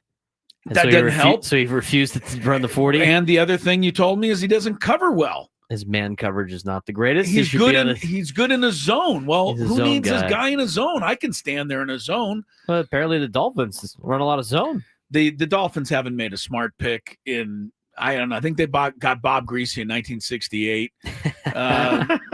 Dan Marino fell to them, and by the way, in 1983, he was the 28th pick that year, 6th quarterback, because I don't know if anybody knows this. The 1983 draft is very famous for quarterbacks. Elway went first. 4 others went. Marino fell because somebody put a rumor out there that he smoked a lot of weed. Oh. It turned out to be completely untrue. To this day, people think that person who put it out was Don Shula. So he would fall? Yes, that's the word. Up. Well, that is rumor season. It may have worked back in 1983, but the Dolphins, that's how they got Marino. What do you think here, Scrape, for the Miami club? I'd go offensive lineman just for the shape of it to try to protect Tua, but that's me. I think I'm just going to follow your lead on this because you say it every year. They should pick an offensive lineman, but they're going to pick some sort of skill player. If they take another skill the player, fastest guy in the draft. I like that. Right. The Gray Zabel kid from North Dakota State is pretty good. He's North kinda Dakota under the State radar. players always work out well. Do they not? Josh Simmons is not if you're a quarterback. Josh Simmons is a player that is a potential pick for the Dolphins Out of as Ohio well. State as well. Yeah, he went to Helix and Madison. He actually went to Madison. He Yeah. transferred to Helix during the COVID year. I played as many downs at Helix as he did. Okay. But he was supposed to be the best offensive tackle in the draft before he got hurt. So that's Okay, kind of that a could be a sneaky sneaky pick. one. Well, But it sounds like they're going D-line here. 3 D line. Yes. So neither thing that we're going. Who's gonna be Kenneth their Grant. pick? Kenneth Grant Out of Michigan. Michigan. All right. Well, we will wait for the official announcement that it's Kenneth Grant. So far, every bit of information we have gotten has turned out to be correct. Good for us. Well, let's see if we can get another one. Like I said, we weren't doing it earlier. We were taking it from Jake. Now we're doing our own research on it. Kenneth Grant is a guy that played in the middle next to Mason Graham. Yes. At Michigan. So Mason Graham was the good player who took 3 blockers up. Kenneth Grant was the not as good a player who, cleaned up what was left over. Here we go. Here's the 25 pick. NFL draft. The Miami Dolphins select Kenneth Grant, defensive tackle, Michigan. 6'4", 331 pounds. 8th best defensive tackle in the combine with his production score. 8th best. Well, that's good at the 13th overall pick. 24th best defensive tackle when it comes to athleticism. 6th best offensive tackle total score, according to the Next Gen Stats breakdown. His ranking for prospect grade is a 6.34 out of 8. Will eventually be a plus starter, according to NFL Network. Strengths: built with a broad chest, thick lowers, long arms, capable of playing multiple spots and odd or even fronts, can absorb and split double teams when pad level is right. Weakness: too often lacks explosiveness for dominant early phase reps. Plays with tightness and lowers and a narrow base. Has a tougher time growing roots against angle blocks. Limited range and short area quickness as a tackler. Why don't you just, instead of giving me all that mumbo jumbo, just tell me that it was a dumb pick? Well, why don't you hear? He put together a really good performance in an upset win against Ohio State. Chris, you always mention you got to play against good teams. Okay, well. Kicked Ohio State's ass. That should be good enough for you. Chris, here is his draft profile. Maybe it'll make you feel better. All right. Kenneth Grant, defensive tackle, Michigan. Moss in a shotgun. He'll bring 5. Back to pass. He's in trouble. And he's wrapped up, and Kenneth Grant will take him to the ground. The final play of the first half.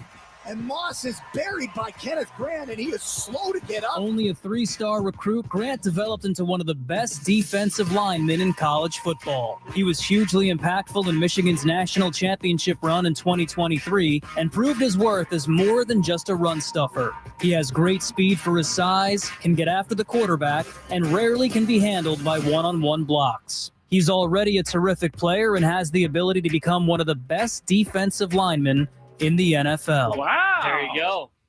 6'4", 331 is an interior defensive I will say this. They showed huge. a clip up there over your shoulder, Braden, against Penn State. And one of the Penn State running backs broke into the clear. And they show this guy, Kenneth Grant, at 331, chasing him down from behind. That's a running back. Yes. So maybe this guy is pretty athletic. We'll see. Hopefully the Dolphins got somebody that will help them, at least as far as I'm concerned. All right, 13 picks are down. We're up to number 14, guys, and that means Tyler Warren. It is time for Tyler Warren to finally go to the Colts, right? Yes, Tyler Warren will be a Colt. Almost guaranteed. He's a Colt. It's already done. It's already done. It just hasn't been announced officially to the rest of the world. But Tyler Warren's a Colt. You know what? Aren't you lucky that you stumbled onto our show tonight? That's right. So that you're out there going, wait a minute, these guys are giving me every pick before it happens. Every pick. And so far we 25 Here NFL it draft. is. The Indianapolis Colts select Tyler Warren, tight end, Penn State. All right. Wow.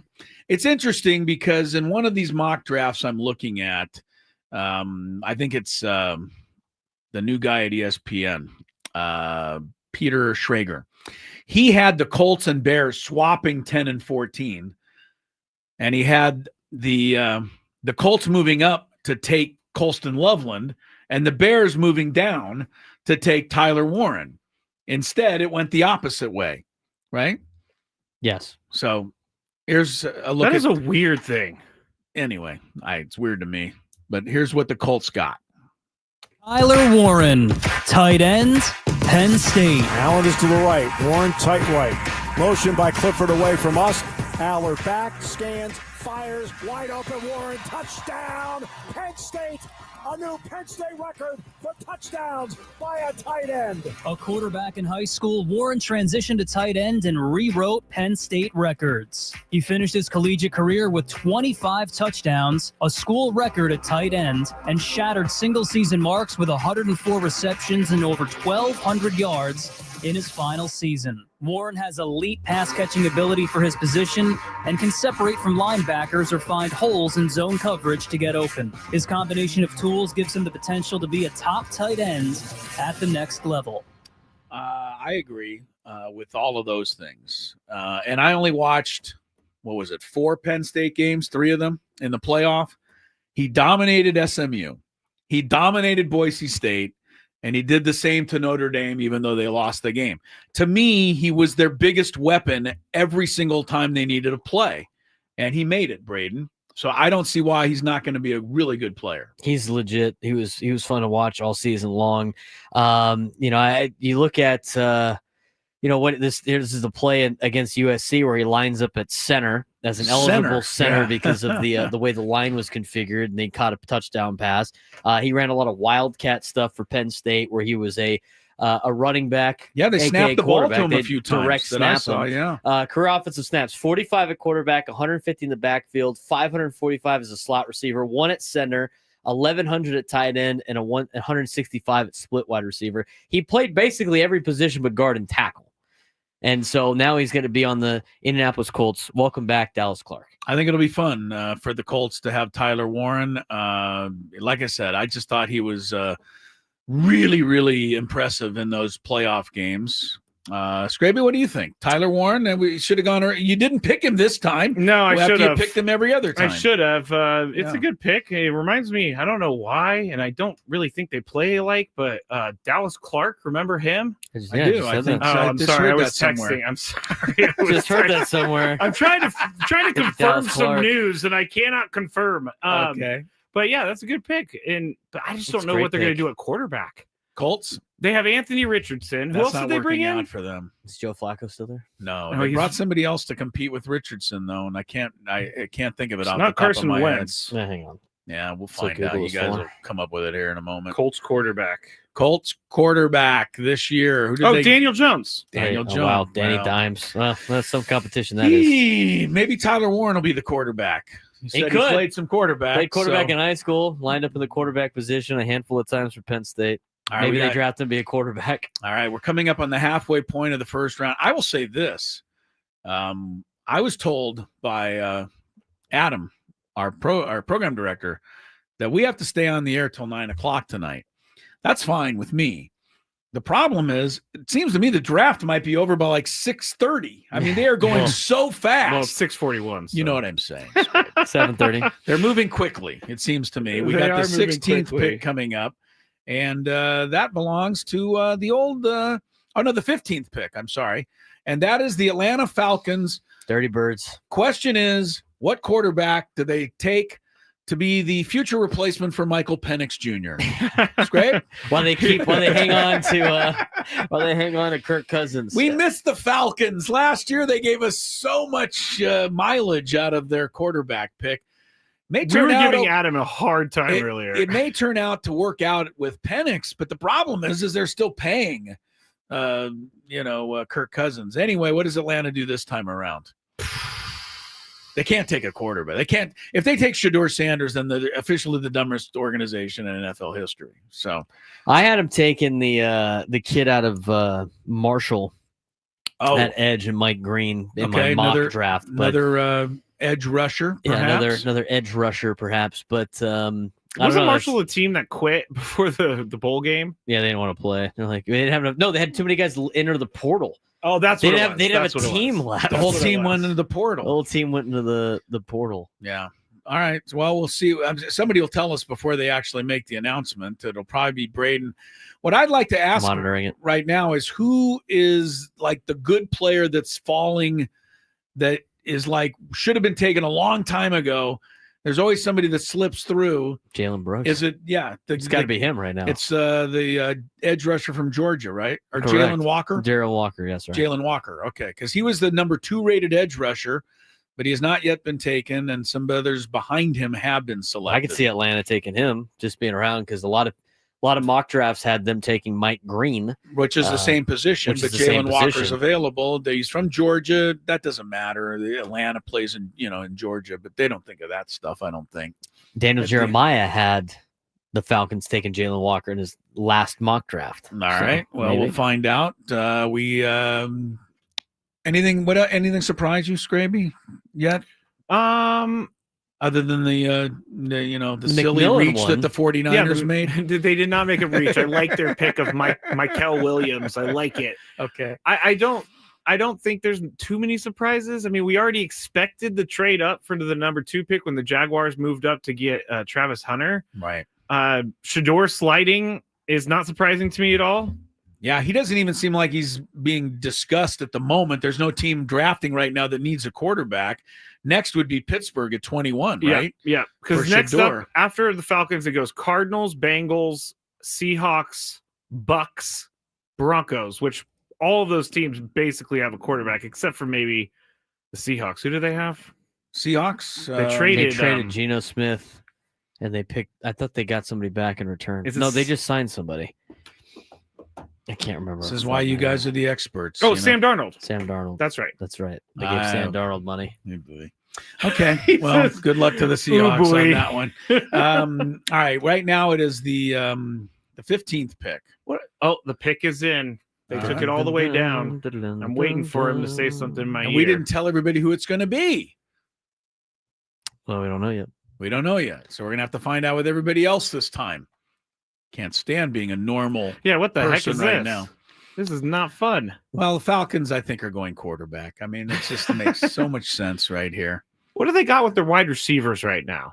Well, they got Drake London a couple years ago. Do you guys think They that do. Drake London is actually good? Because everybody says he's this like number 1 wide receiver. He's great, but I don't see it. Or is it the quarterback play he's had? Well, he's had, in his career, he's had 3,000 yards, 15 touchdowns. Most of it was last year. I don't know. I think he's pretty good. I think Michael Penix is going to be really Jalen good, Walker. though. Oh, it is Jalen Walker. Thank you, Braden. I couldn't go forward unless I knew the pick ahead of time. That's right. He's the edge rusher from Georgia who's fallen maybe into the pick. lap of the Falcons Yeah, here. it's a pretty Seemed good like pick. everybody had him in the top 10. Falcons are going to get him at 15 if the commissioner ever is able to. Don't worry, work his way Arthur up to Blank's on it up there. Arthur Blank, they're celebrating in the Falcon War Room. Yes. And in a shocking moment of happiness. Like, it's just so funny. Arthur Blank had the most cringeworthy hug at the golf tournament or the golf league with Billy Horschel. It was awkward. Chris, is one of those hugs where you want to let go, but the other person isn't letting you go. So you're just sitting there while they're hugging you. Arthur Blank seems like he could put you in an awkward position. Here we go. Here we go. 2025 NFL Draft. The Atlanta Falcons select Jalen Walker, defensive end, Georgia. Very good. So I think, the Falcons will be happy this time. I don't think they'll be the butt of anyone's jokes. They had a good player fall to them at 16, right from their backyard there at the University of Georgia. Good for him. Go for it. Oh, you were That was cueing me. that was your cue. My bad. Come on, man. Jalen Walker, linebacker, Georgia. Ewers out of the shotgun, straddling the goal line. Oh, he's going to go down, I think. Yeah, Jalen Walker got it as he had 1 foot in the end zone, 1 foot out of the end zone. That was close to being a safety. Kirby Smart and the Bulldogs have been a factory for NFL talent on defense, and Jalen Walker is no different. He's a terrific run defender, utilizing his size and speed to close out on opposing backs. Like Nakobe Dean and Azeez Ojulari, he also makes an impact as a pass rusher off the edge. Walker has a relentless motor and great lateral agility off the snap. Some scouts worry that he lacks length, which could limit his pass rush ability, but even so, he has the potential to be a difference maker at the next level. All right, that is the pick of the Falcons. 15 will be right at the halfway mark here in a moment with the 16th selection, which belongs to the Arizona Cardinals. Looking through a couple of mock drafts while we were listening to that, there's one name that's standing out to me that hasn't been selected yet. Defensive tackle from Ole Miss, Walter Nolan, top 10 almost in everything I've seen, but not yet selected, Braden.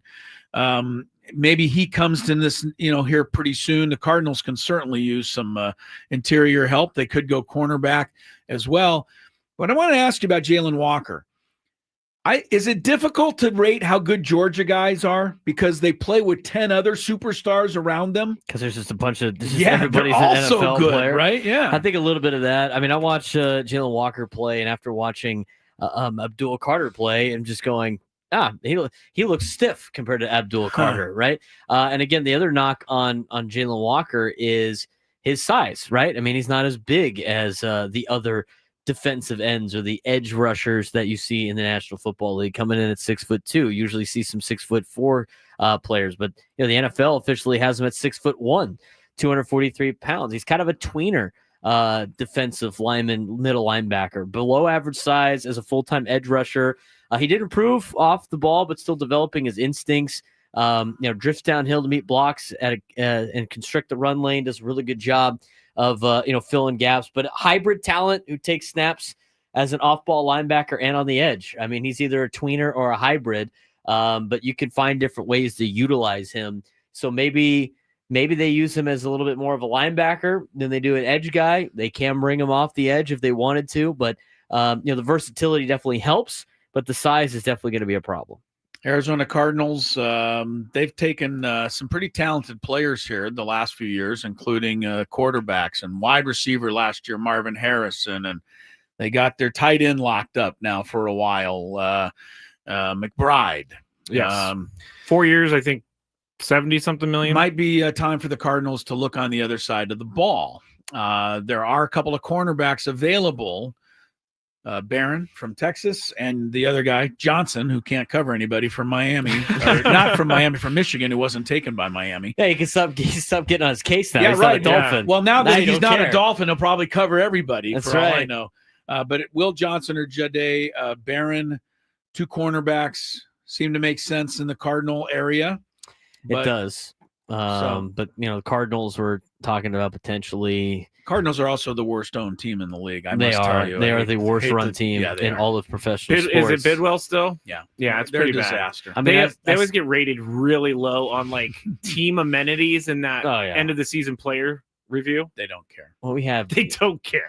I've seen like Daniel Jeremiah. I thought they'd go receiver with Emeka Egbuka. All right. Which would be, to pair him up The with Ohio Marvin Harrison State Jr. guy. Oh, 2 Ohio State guys. But again, Arizona, it should protect their smaller quarterback and Kyler Murray, who ends up getting knocked out every year because he's getting a beating back there. You would think they'd protect him a little bit, but we'll see. All right. It'd be nice to go on the defensive side too, as you mentioned before. I think a receiver would be kind of a waste for them. They have Budda Baker, who's basically the captain of their defense. They could build around that a little bit if they take a defensive guy. Well, he's badass. Harrison last year, Paris Johnson, offensive lineman, McBride the year before that. Haven't gone defense for 4 years. So I think the time is now for the Cardinals. We're waiting to get the sneak peek. We're just looking to Braden to tell us who it's going to be before the commissioner actually announces The commissioner walks up there. Well, They're showing Matthew Golden. So, That would all. I mean, he's a good player too. But like, I had in my mock draft, I had Matthew Golden going to Arizona, wide receiver. But I don't get the wide receiver aspects of the Cardinals. Seems like Egbuka would be better than him if you're going to go wide receiver at this point. And it's going to in be my unofficial opinion, your boy Walter Nolan.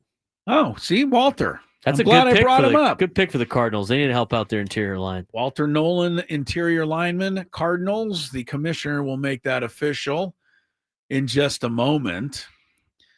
Pick in the 2025 NFL Draft, the Arizona Cardinals select Walter Nolan, defensive tackle, Mississippi. All right, we got to start working through this Reddit stuff to start predicting the winners of games and horse races. I mean, I feel like I'm cheating over here. Like the commissioner, every name Braden's been able to, come up with it before he announces. Are we ruining it for everyone? I guess they're in their car. I'm kind of enjoying it at this point. What's the difference between us saying it and then the commissioner finding it on saying Twitter? I mean, there's no difference, but I guess we're kind of forcing it on people. But we do have a delay on our radio, so it's probably timing out perfectly. That's a good point. That's a good point. I love this. I'm having a ball getting all the picks ahead of time. I think it's fantastic, to be honest with you. Do you want to hear about Walter Nolan? I do, and then we'll be at the halfway break. Take a break.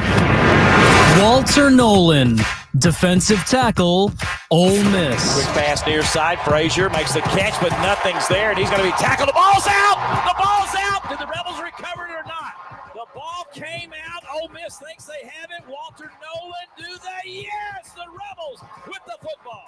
Yes, number 2 comes away with it. Walter Nolan just flips it to the sidelines after he makes the recovery. The anchor of a defensive line that set a school record for sacks and tackles for loss, his presence on the interior improved the play from the rest of the team. He has impressive quickness despite being over 300 pounds and consistently gets leverage on opposing linemen. Nolan has a natural ability to get to the quarterback and is hugely impactful in the run game as well. He progressed year by year at Ole Miss and can quickly develop into one of the NFL's best interior linemen.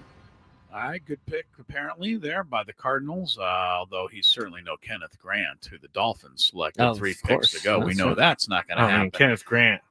Best Look pick out. of all time right there. Yeah, I'm looking, by the way, at the biggest reaches according to the Peter Schrager picks. Yep. He had my guy, Kenneth Grant, going 22nd. So up 9 spots. But a bigger reach, according to Schrager, would be the wide receiver that Carolina took, McMillan. Yeah, I think that's kind of a They reach. had him down at 19. He went 8. Those are the 2 biggest reaches so far. And you wonder why these teams are bad sometimes. Dolphins, perennially bad. Dolphins and Panthers, yeah. You have to be able to draft Tigers well. don't mind. I don't know. I don't wonder why the Dolphins are bad. I know why they're bad. They're dumb. Pretty simple. Who's their GM right now? I Chris Greer. That's right. He's not good. Gives guys named Chris a bad name. Thank you, Chris. Yeah, you're right. And last people named Greer, too. Same problem. That's right. Take a break. We're halfway through the first round of the NFL draft. We'll find out. Shador Sanders is still out there. And why do you think he stayed home? Second half of he didn't want to sit there and get the camera up in his mug the whole Dion night. said it was because he deserves a big party. Talk to Eddie Brown when we come back, too. Good. Eddie Brown with some insight. We appreciate that when we return.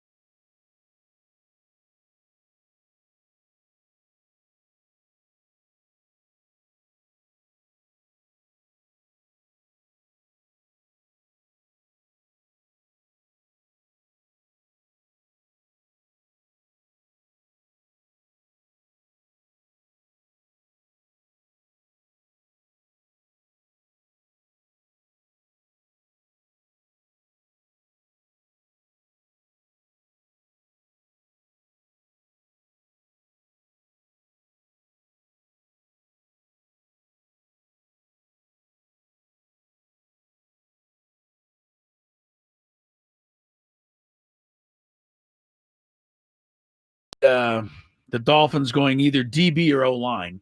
So, of course, they didn't do either. Eddie Brown joins us from the San Diego Union-Tribune. How are you, sir? Are you enjoying the draft? Oh, yeah. It's been kind of a wild ride. I mean, Cleveland got us started right.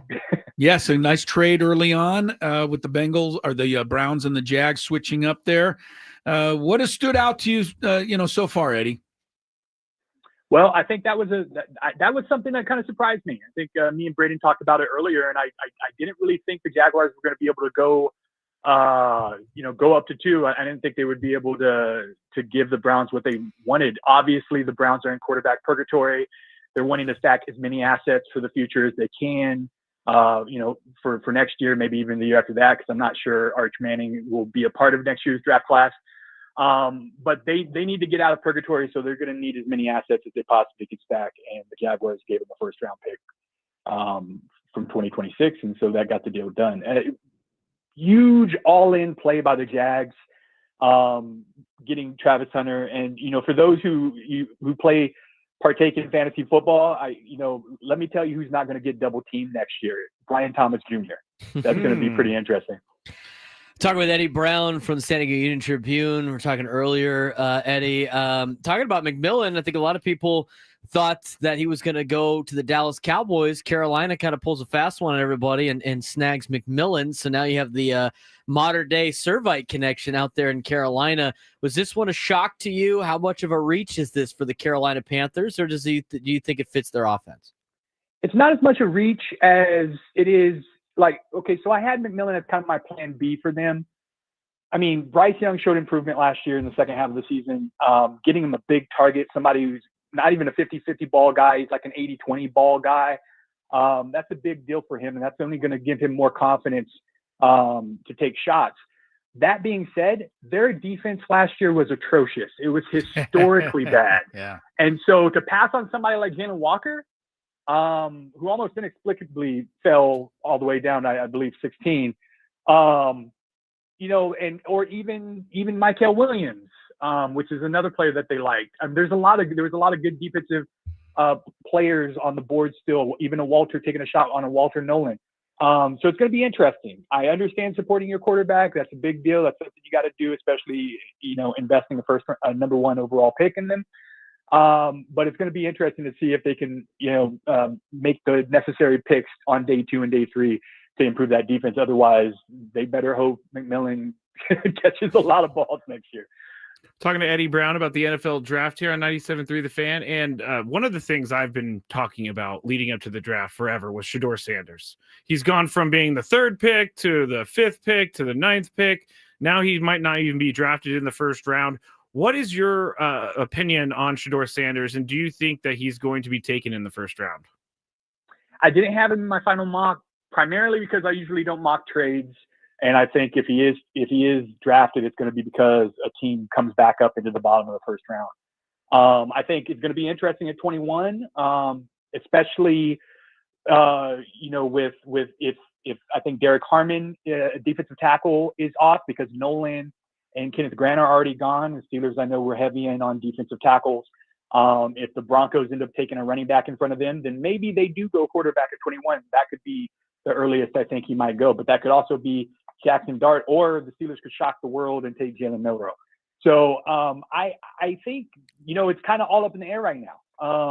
I think there's a good chance, I put it 60-40 that he's available on day 2. I think he's a good quarterback. I think he's going to need a good coach.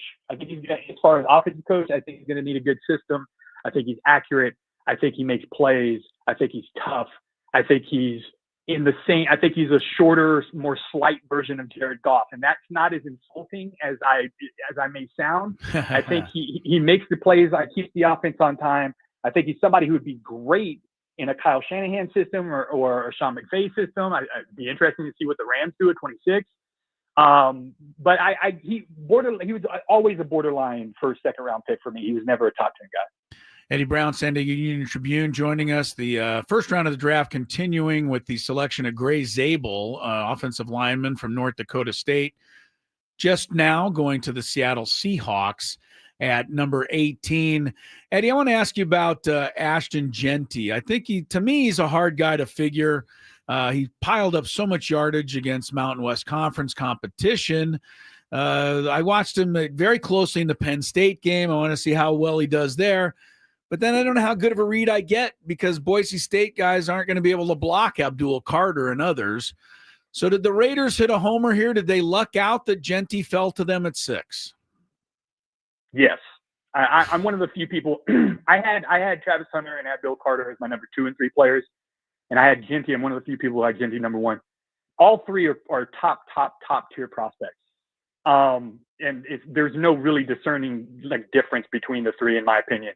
Maybe a little slight difference between Hunter and Carter. But here's the thing. I just cannot not see LaDainian Tomlinson when I watch him. His contact balance is insane. He's like a dune buggy. You hit him and he just kind of pops up on the right side and stays on his feet. I just like LT played for TCU and played against, questionable competition, Jeanty does the same thing. But what did they both do? They absolutely dominated that competition. Yeah. And I threw this out earlier on Twitter. Look, people who poo-poo the idea of taking a running back earlier or taking a running back in the first round, well, guess what? Since 1966, 16 of the 19 running backs that ended up in the Pro Football Hall of Fame were drafted in the first round. 16 of the 19 running backs. Only 3, Thurman Thomas, Curtis Martin, Terrell Davis, ended up making the Hall of Fame. So if you're going to draft an elite running back, better do it early, or you're not going to get a top tier guy. So I think it's an absolute home run, and they kind of got lucky because I really thought the Jags were going to stick and take him at 5. When Tyler Warren kind of fell, Eddie, and got down to Chicago, I thought for sure he wouldn't be on the board anymore. The Bears obviously like Colston Loveland a little bit more than Tyler Warren. Colts really lucked out and are able to get Tyler, who, as an organization have not really had anything since Doyle at tight end, and maybe got a little with the number 44. I think a lot of people are thinking of Dallas Clark in Indianapolis. Why did Tyler Warren fall to the Colts? And are you surprised that Loveland was the first tight end off the board? I was a little surprised. I'll have to give some kudos, a little shout out to Matt Miller over at ESPN. He was vehement that Loveland was going to go ahead of Warren this entire process. And he ended up mocking Loveland to the Bears at 10. So kudos there. I was a little surprised, but they're both highly ranked. There's a lot of teams that had them both in their top 10 on their draft boards. I think the only reason Warren's in a falls to 14 is kind of luck, is that the teams in between the Bears and the Colts, they weren't going to draft a tight end. And so it was a fortunate situation for Chris Ballard, but man, what a player. They need those types of players on offense. They need somebody that's going to take the pressure off of Anthony Richardson or Daniel Jones, whoever it may be.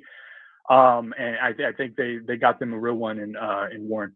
Eddie Brown, good stuff from the San Diego Union Tribune on tonight's NFL draft. Before you go, Eddie, give me just a quick one on Cam Ward, the number 1 overall pick. Hard to translate what you do in college with a good, great team around you at Miami to going to the Titans, who don't have a whole lot around you. How much can we expect from him right away? And I asked that. You used to not be able to ask that about a quarterback because they always had to sit for a couple of years, but not the way it is anymore. Right. The thing, this entire process, the thing that stood out the most about Cam Ward, besides the arm talent, besides the ability to make, off-platform throws, and the idea that he doesn't really shrink in big moments, was the fact that he improved every single year. He spent 6 years in college, across 3 different programs, across 2 different levels of competition. He improved every single year. And so that tells me he's got the makeup that when he gets to the next level, yeah, he's probably going to take his lumps, because everybody does, but he's going to work and he's going to figure it out. And there's no real reason he can't continue to improve in the NFL either. So I think in a weak quarterback class overall, I think the Titans got the one that has probably the highest upside. Eddie, really good. You got anything more for Eddie? I could be selfish and ask about do it, Michael Williams. That's about the Niners. Yeah, might as well. I'm a huge Niner fan. Tell him it was a reach, Eddie. Please. Don't tell me even if it wasn't. reach. Just tell him anyway. I really like the pick. I think the 49ers are a bare bones crew right now. Is this guy going to help them right away? look, as a former Niners season ticket holder and a lifelong Niners fan. Okay, there you go. I had them. Shamar Stewart. I had Shamar Stewart mocked there just because I know Chris Kasurek was a huge fan. But here's what I'll say about Michael. If he wasn't banged up during the process and he was able to work out during the draft process, he would have been a top 10 lock. If he wasn't banged up during the season, if he would have been healthy for the Bulldogs last year, I think he would have challenged Abdul Carter as the first edge off the board. So that's the type of upside and potential. He's going to be a stud run defender day one. So it's all going to be about developing his traits and getting him up there, up to speed as far as a pass rusher, because Georgia played him everywhere, and that's what they do. And they put him through the meat grinder. You don't really get a chance to see what they actually do the best. So it's going to be interesting, but he's going to get coached up by Chris Kasurek. Robert Saleh is going to have him. So I'm looking forward to see what he has. Yeah, well, he could be good, but he'll have to settle for being on a last place team. Okay. That's what the 49ers are. That's what they are. That's what they are. They are. Yeah. Oh, here we got a live pick. 25 NFL draft. The Tampa Bay Buccaneers select Emeka Egbuka, wide receiver, Ohio State. But never's a good sign when people are like, "Oh, who?" They wanted McMillan, their wide receiver. They couldn't get him, but they get Egbuka. Since we still have Eddie on the line, Eddie, are you surprised that Matthew Golden is still on the board with the other receivers getting taken off the list? I am. I thought he was a dark horse for the Seahawks at 18. I thought he was kind of a dark horse for the Bucks at 19. So it is kind of interesting that they went with Egbuka. But I definitely thought Egbuka was a first rounder and he was going to end up going. I just thought he'd probably make it to the back end. Doesn't seem like you go too wrong with Ohio State wide receivers. No. Just about all of them work out. Eddie, thanks so much for your time. Really enjoyed the conversation, and I always have enjoyed your stuff in the paper, and I think first time I've had a chance to chat with you. So appreciate you, and nice having you part of our draft show tonight. Thank you. I appreciate it, guys. You guys take care. All right, very good. Eddie Brown from the Union Tribune. Tampa Bay at 19 gets Egbuka, Ohio State wide receiver. Man, every one of these guys are incredible, it seems like. Denver Broncos are next, and then the Steelers at 21, and I bring that up because that's where Shedeur could come into play. We'll find out as the draft coverage continues on 97.3 The Fan. Fraser Farms Market, your natural grocer since 1971, now through April 20.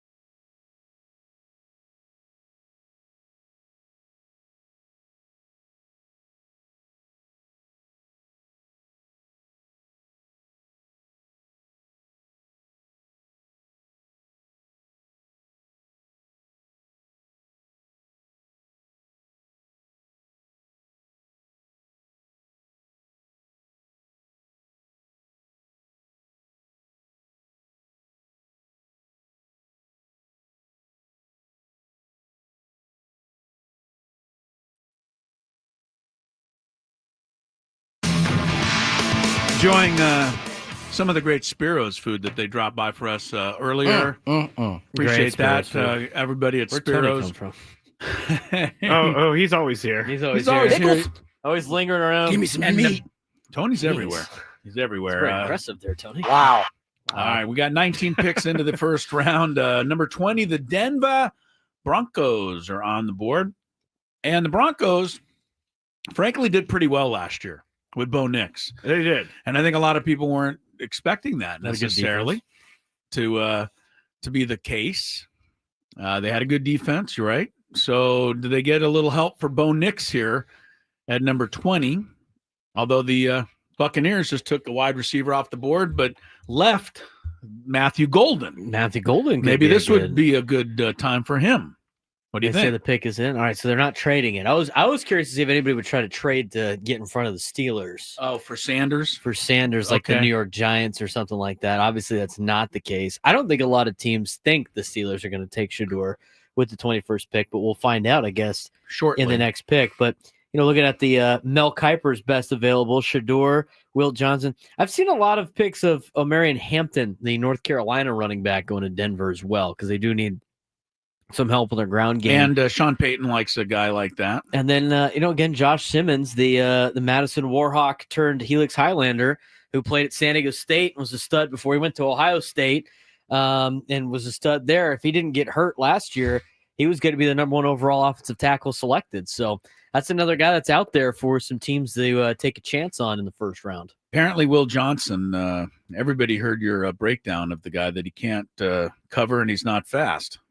Defensive back from Michigan. The breakdown on him was keeps dropping farther and farther in this draft, but so does the other cornerback. I think the other from Texas. I think Texas's guy is better. But both of those guys, neither of them have been taken yet. The only cornerback taken in the draft so far is Travis Hunter, and people may not even think he's a cornerback. And I think he's the best cornerback. But I'm just saying that he's not even necessarily listed as that. So it's kind of interesting to me. But we got the Broncos up right now. It is World Wish Month. Oh, sorry, I don't Commissioner. Roger Goodell's always doing his first corners off the board. And it's going to be which one? Jahdae Barron. Jahdae Barron from Texas. Which I thought he was better than Williams at Michigan. So you were right about that. I would say if I had to rank the corners, at least of the ones that I saw last night, number 1 corner, definitely Travis Hunter. Number 2 was Barron. And then I'd probably go 3 on Williams. I mean, you want to pair this guy up with already the defensive player of the year from last year? Nothing wrong with having 2 great corners. I mean, that makes your defense, that makes all the other 9 guys be free to do all kinds of good 2 stuff. 2 lockdown corners. I think it's good. Pretty of course, good. We don't know that this guy's a guaranteed lockdown corner. It'll be a rookie. That's true. But when is the commissioner? Here we go. No, it's make actually it official? this young gentleman. In the 2025 NFL Draft, the Denver Broncos select Jahdae Barron, DB, Texas. Hey! What was that for? Well, he sounded excited about it. Of course, he's announcing a pick at the NFL Draft. Yeah, I'm giving him a little support there. He was they did it through Make-A-Wish, so that's actually really they do cool. a lot of fun stuff with the draft like that. All right, so cornerback, Texas, Jahdae Barron. You want to hear about him? I do. I've been dying to hear about this guy. I know you've been talking to me about him for like months. Yeah. Jahdae Barron, cornerback, Texas. Boom down to 9, Georgia from Bulldog 31. Shotgun snap to back. Sends it out left. Intercepted. Jahdae Barron. Barron 25, 20, 15, 10. Turns it down to the 9-yard line. Jahdae Barron brings it all the way back to the 9. A 3-year starter that logged over 2,400 collegiate snaps, Jahdae Barron is a polished technician that is coveted by NFL scouts. He improved each year at Texas, leading to him being named first-team All-SEC last season. He's an extremely intelligent player that can bait quarterbacks into mistakes and disrupt timing and routes. He understands complex coverage schemes and has the athletic ability to become an elite cover corner. Well, Broncos will certainly hope so.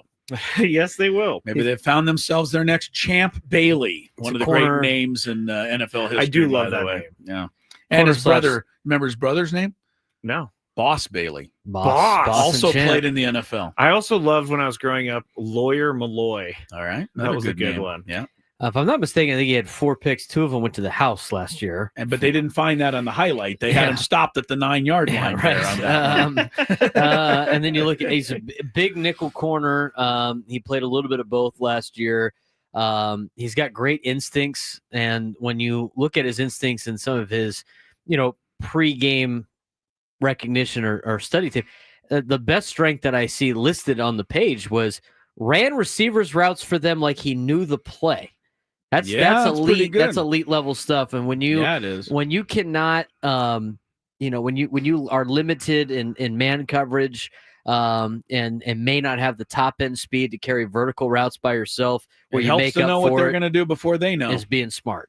So that's a huge strength for him, obviously, and we'll see what they got. I mean, again, short arms seems to be a problem for a lot of people. Short arms could impact ball production and tackle success, but short arms are a big deal. Who was the quarterback who famously had too small of hands? Kenny Pickett. Oh, Kenny Pickett. Oh, okay. Well, that didn't turn out too good. Kenny Small Hands. No, where is he? No, but remember that whole thing? Yeah. It was like, you can't draft this guy, and it turned out he wasn't very, hasn't been effective. They keep showing Shador just standing there. Well, we'll see. This could be his time. Well, let's start talking about it. 21st pick. Steelers have it. They need a quarterback. They don't even have one really right now other than Mason Rudolph. They've been waiting on Aaron Rodgers, who has told them, stop waiting on me. If you need to make a pick, make a pick. If you need to make a trade, make a trade. Shador is there. Jackson Dart is the other quarterback that's there, although he's really been projected mostly a second round. Braden says it's going to be neither of them. It's going to be neither, and it's going to be who I thought it was. After doing some research, they said this guy is a prototypical AFC North D lineman. He's from Oregon. His name is Derek Harmon. And that's exactly who I thought the Steelers would draft in my mock draft, and that's exactly who they're picking. It's Derek Harmon out of Oregon. Ooh, I'm looking at the Steelers, 192 pass yards per game in 2024. That is bad. Not good. But I couldn't see the Steelers doing Shador. I don't either. Mike Tomlin doesn't want.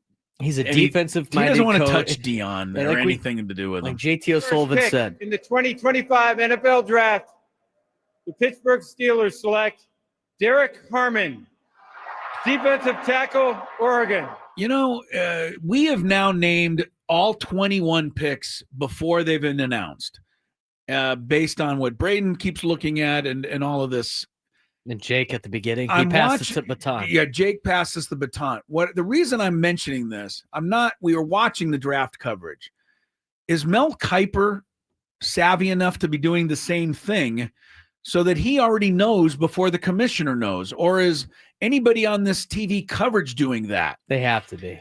Right? You would think somewhere somebody other than Braden is checking out who the picks are before they're announced. I mean, they have to know to put the name up on the screen and stuff, so someone has to know. Yeah, that's a good point. On the chat, one of our big fans, Rod, he is our biggest. He is our biggest fan. He wants to know, Chris, who do you think the Chargers are going to select? The Chargers, I think they're going to go punter this year.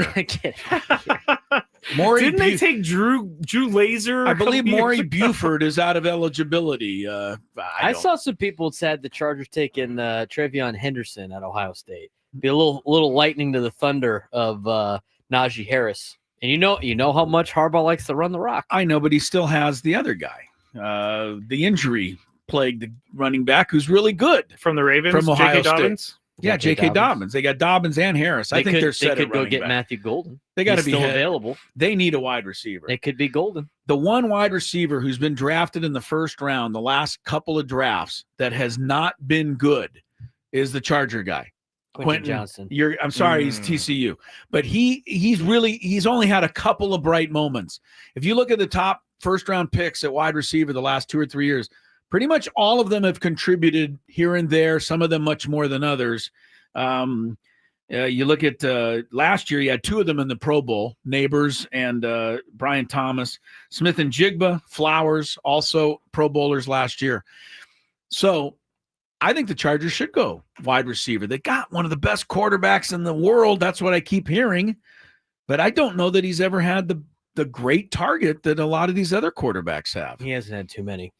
So maybe this is the time to try and hit Matthew Golden. Yeah, they got the offensive line. This guy looks like a Steeler, though. I gotta say, the guy they just drafted. Yeah, they Derek put him, Harmon. Yeah, they put him up in the Steelers stuff, like when they Photoshop him, and he just looks like a Steeler. He's got all his hats there. They sent him all the hats so he can wear the right one. They left them out. What do you do with the other hats? Just give them away? I don't know what they do with the other hats. I forget. Keep them all? They send them. They send them to third world countries along with these Super Bowl runner-up T-shirts. Yeah, but they're all like regular used. draft hats. So you probably just I guess get to keep them. I guess you get to keep them.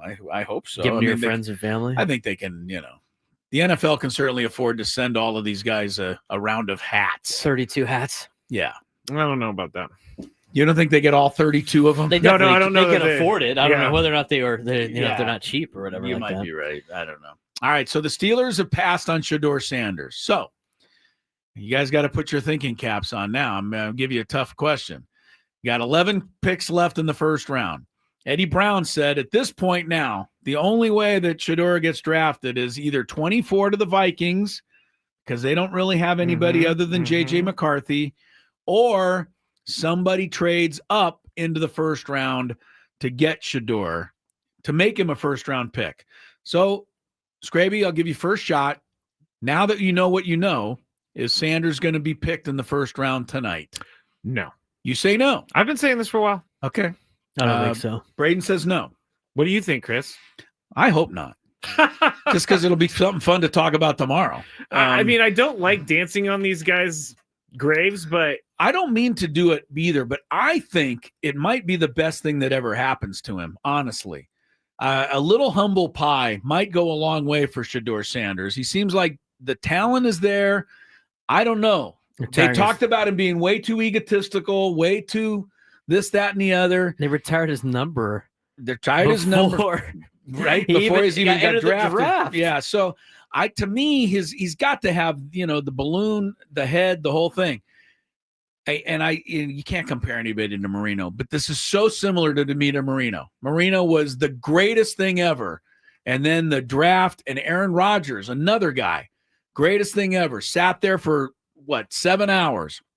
That humble pie served those guys and provided motivation throughout their entire career. Oh, yeah. Aaron Rodgers still says every time he goes out there, he thinks of sitting in that room.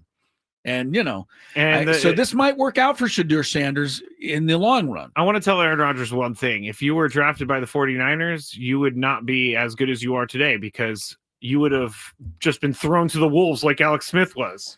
Well, look, Alex Smith had a pretty good career. We discussed that the other day. Yeah, but not with the 49ers because they didn't give him anything. Okay. Brandon on the chat says, do you think the Jags could trade Lawrence at some point, maybe even to the Vikings, and draft Sanders? I mean, it's possible. That's an interesting possibility. I don't know that the Vikings want to go with Lawrence any more than the Jaguars would want to go with Lawrence. Where are you at with Trevor Lawrence, Braden? I think he's all right. Yeah, I mean, right. He's okay. Right. He's not the worst quarterback in the league. I bet you. I mean, I think he can win with him. I just think the Jags are just such a cluster. You know what? That they're just will never win. I mean, there's just organizations that will never win. They are one of them. So it doesn't really matter. You have a quarterback. All right, we'll take the break here. We just had the Steelers pick at 21. Chargers on next. Go Chargers, go. Planning to celebrate at San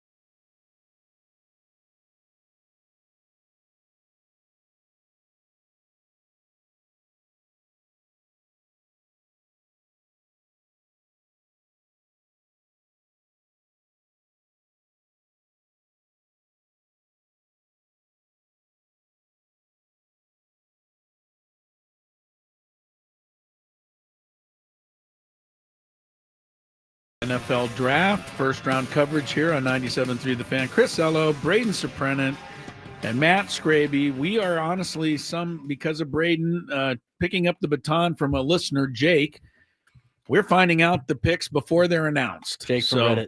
You have come to the right place here. 21 was Derek Harmon, defensive tackle, going to the Steelers.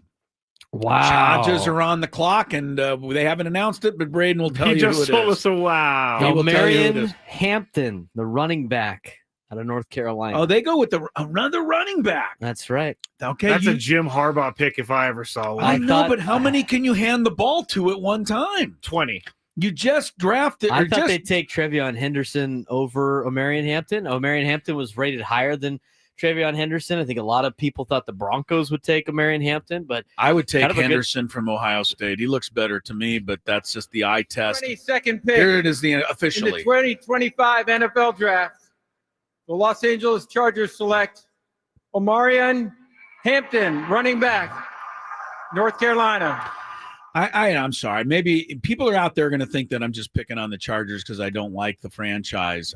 This is stupid to me. It's not a You good move. just signed Najee Harris. You paid him all this money. You've got J.K. Dobbins, who is electric when he's healthy. I think he's a free agent.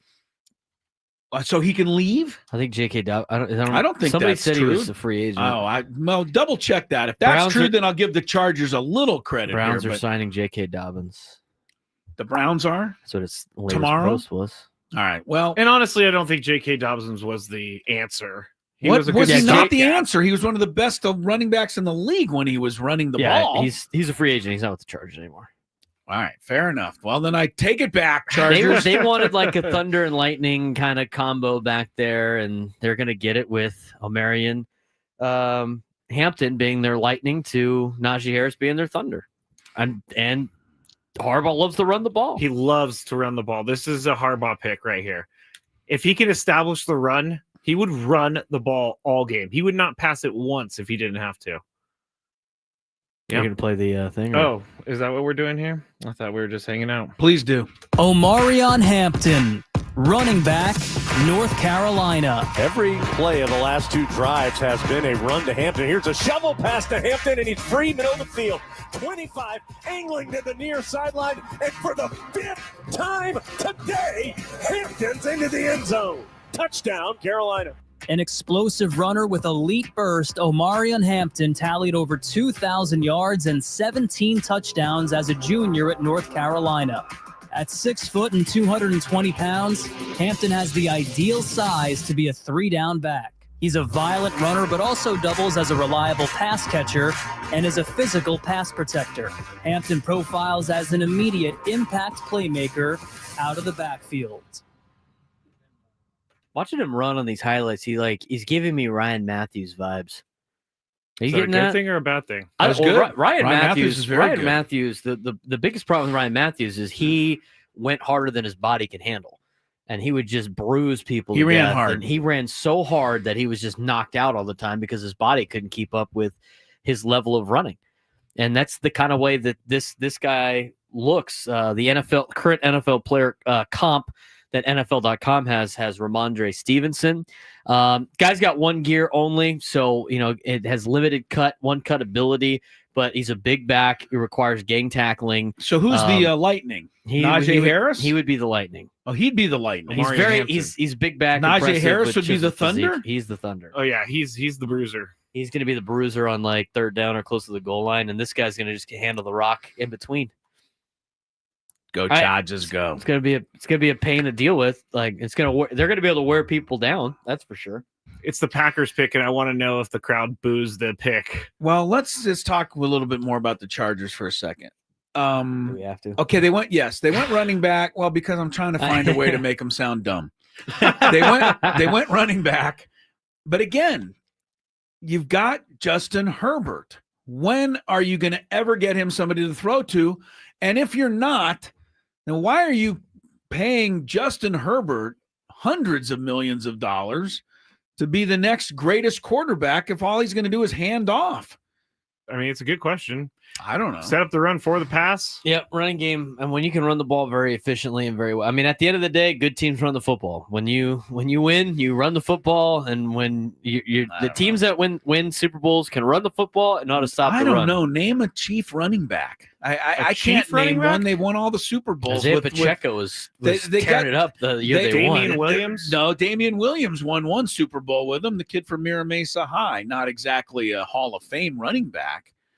They've been able to run the ball, though. Plus, they have, Mahomes makes a lot of plays. They run some quick game stuff. All right. But good teams run the football, and good teams stop the run.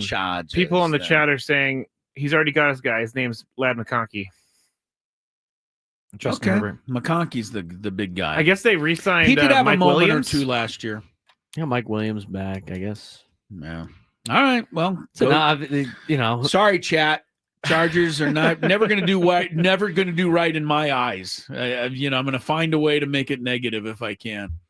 All right, the hometown Packers are next up. The people in Green Bay are going legitimately nuts.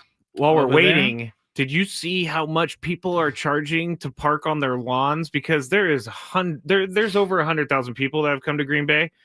And people are charging upwards of $200 to park on their lawn, and people are paying. They're actually having the draft in Lambeau Stadium, if I'm not mistaken. It's like in and outside of it. The Packers OTAs right now are virtual because they can't use any of their facilities because they're all used for the draft. Hilarious. That's what you get for demanding the draft come to Green Bay. Could you imagine have either of you ever been to Green Bay? No, but I have an invite right now from Jordan Love to go check out the Packers, so I'm gonna have to take him up on that. You should take him up on that.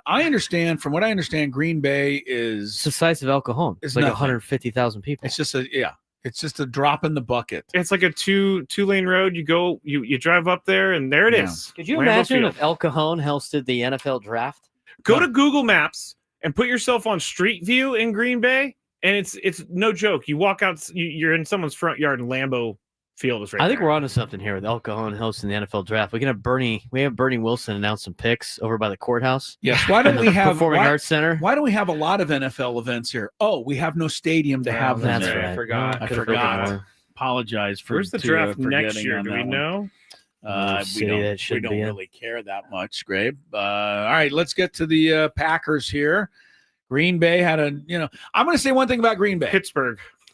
The next year draft. Oh, so getting cold weather to colder weather. Yep. I was totally wrong about Jordan Love, which is not, impossible.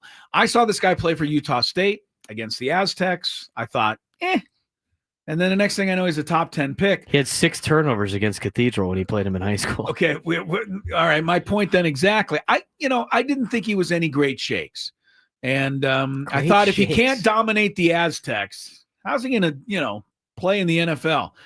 The one thing that was in his favor, though, is he sat for couple years behind Aaron Rodgers. He learned, he got stronger, he got smarter, and now he's taken over. He's pretty good. I don't know that he's cream of the crop in the NFL, but he's pretty close to it. Packers had another great season a year ago. What do they need here, Braden? Well, you've been on this and stuff Jordan tonight. Love's a really nice guy. I got to get to know him during the off season last. Well, he just couple invited off you to Green Bay. I know, yeah, it's great. Yeah, it sounds like a nice Should guy. we start name dropping too, Chris? I know Tony Good Jr. I don't know anybody who'd invite me to Green Bay, so I can't match Braden on this I'm one. gonna have to go to the Packers Vikings game with Brett Rippon playing in Minnesota. But another name drop. I had him on the show. We can go to the Packers Vikings game too, because I know the announcer Paul Allen of the Vikings. Oh, I love Paul Allen. There you go. I have used Paul. I have 3 Paul Allen clips in one of my opens for the game. Paul game Allen, show man, I worked with him at the Pasadena Star News. He's great. He was the horse racing guy. Are you kidding at me? that time? Yes. In fact, I never even knew he wanted to be a broadcaster until I heard him broadcasting. They were looking for. And Skraby can go to the game too on Kevin O'Connell's dime, so we can all go to the Viking Packers game. Kevin O'Connell and Brett Rippon. Kevin O'Connell isn't getting back to me these days. Matthew Golden is going to be a Green Bay Packer. They're not letting him slip any further. There's no way the wide receiver moves on. The Packers had a lot of wide receivers. Got another weapon. I think the best one they have is Jaden Reed. They never give him the ball. I don't understand that. That is true. To make this drove me pick, crazy last year. Please give it up for first team All-Pro, Pro Bowler, 2-time Super Bowl champion, and Packers president and CEO Mark Murphy. Pro Bowler. Who's that? Rob Manford or I think it's Goodell? I think it's both. Thank you, Goodell Roger. after a couple of hits. Of the How about this Roger. atmosphere? It's unbelievable. How you doing, Green Bay? Heck of Green Bay. Roger, thank you in the Too many cheese NFL curds. for bringing the cheese curds are good. draft here to Green Bay for the best draft in the history of the NFL. Sure Okay. is. Sure Eyewash. Yeah, right. Thanks, buddy. Yeah. What else you On got? behalf You of gonna the announce your pick Packers, yet? Packer fans Things here to in do. Green Bay, Wisconsin, It's Matthew Golden, dude. Spit it and out. everywhere, because our fans are everywhere. Okay. It is my pleasure to welcome you all to the NFL Draft at Lambeau Field. Yes, Just we got say it. it. It's the It is our 23rd honor Braden and pick. already privilege said to it. host this wonderful event in our community, Why didn't he start the particularly since draft we with are the this? only community-owned team in the NFL. We get it. Yes, You guys we have know. stocks. And Vince Lombardi was Just once out of our curiosity, coach. how many of you are owners? Yes. Okay. We already know We that. also have the best owners in the NFL. The show Go is away from grinding him? to a halt here, Okay, waiting because for of Mark We also want Murphy to celebrate to the make his special pick. connection we Just have turn him down until he makes All the right. pick. I'm listening. Well, we already know it's Matthew Golden. So to get Jordan Love gets a Oh, weapon. here it The goes. 2025 NFL Draft, the 13-time world champion Oh my Green Bay goodness. Packers, NFL games don't count. for the first time since 2002, draft a wide receiver, Okay, I can't Matthew stand this guy. Golden, wide All right. receiver, Texas. Thank you, Braden. Thank you. Yeah, I'll tell you one thing. Braden's announcement was much simpler. The last wide receiver they drafted, number 1, Javon Walker, 2002. Don't know much about him. Anyway, Matthew Golden, pack up your sweaters, my friend. You are heading to the great white north. Matthew Golden, wide receiver, Texas. Quinn in the gun. Ready to take the snap. Has the snap. 4th and 13. Ewers looking. Fires. He's got Golden open. He caught it. Touchdown, Texas. Matthew Golden strikes again. 28 yards on 4th down and 13. A speed burner, Matthew Golden will provide an immediate deep threat in the NFL. Running a 4.3 40-yard dash, his straight line agility leaves defenders flat-footed. His explosiveness was showcased late in the year as he tallied 162 yards against Georgia in the SEC championship game and went for 149 yards and a touchdown in the college football quarterfinal against Arizona State. His combination of big playability and reliable hands gives him possibly the highest upside at his position in the draft. All right, Matthew Golden. It was interesting there that they mentioned that game against Arizona State because it leads me to my next question, Braden. And I often have this question. Now, if you go back to that, it was one of the better playoff games, if not the best one of all of them, right? Arizona State, Texas. Texas tied the game on a miracle overtime catch on 4th down. Won in the second overtime, 39-31. It was a great game. Matthew Golden, they gave you his stats. He had a big game that day for Texas and helped them win the ball game. However, the most dominant player in that game by a wide margin was a guy by the name of Cam Scatterbo. Scatterbo, the running back for Arizona State. Does anybody remember the game this guy had? Yes. I mean, he threw a touchdown. He caught one. He ran 2. He was incredible. I've seen this guy projected as a 4th-round pick, maybe 3rd-round pick.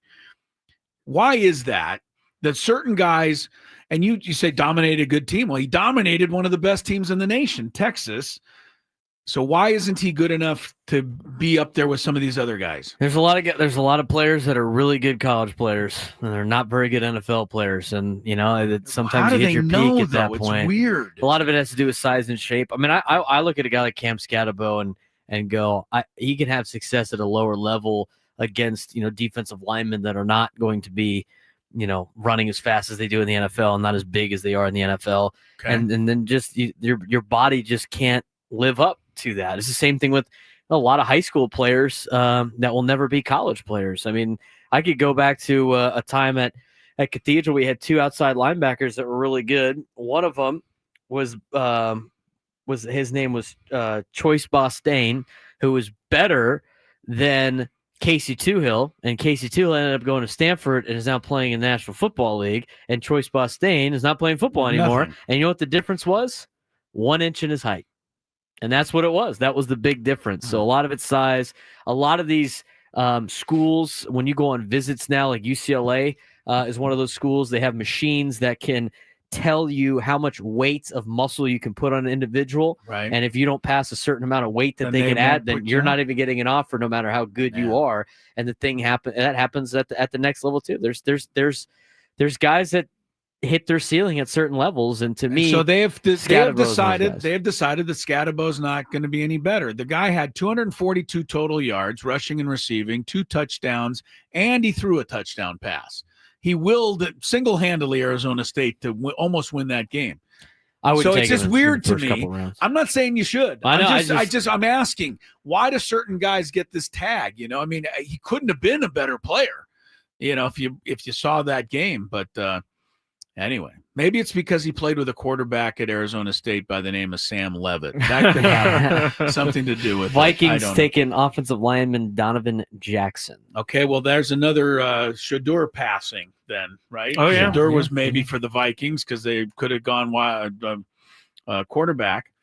J.J. McCarthy last year. So they got Texans left, Rams, Ravens, all quarterback. They all have quarterbacks. Detroit has a quarterback. Washington has a quarterback. Buffalo quarterback. KC, Philly. He's not going to the first round unless Shador someone trades up. Right. Unless But I don't know why anybody would trade up with those guys in front, unless you think somebody else will trade up to snake them from you. Yes, I see what you're saying, Braden. There's no reason to trade up if you're in the second round. You can just wait for him to the second round to come up. So beginning of the second round is Cleveland, New York, and Tennessee.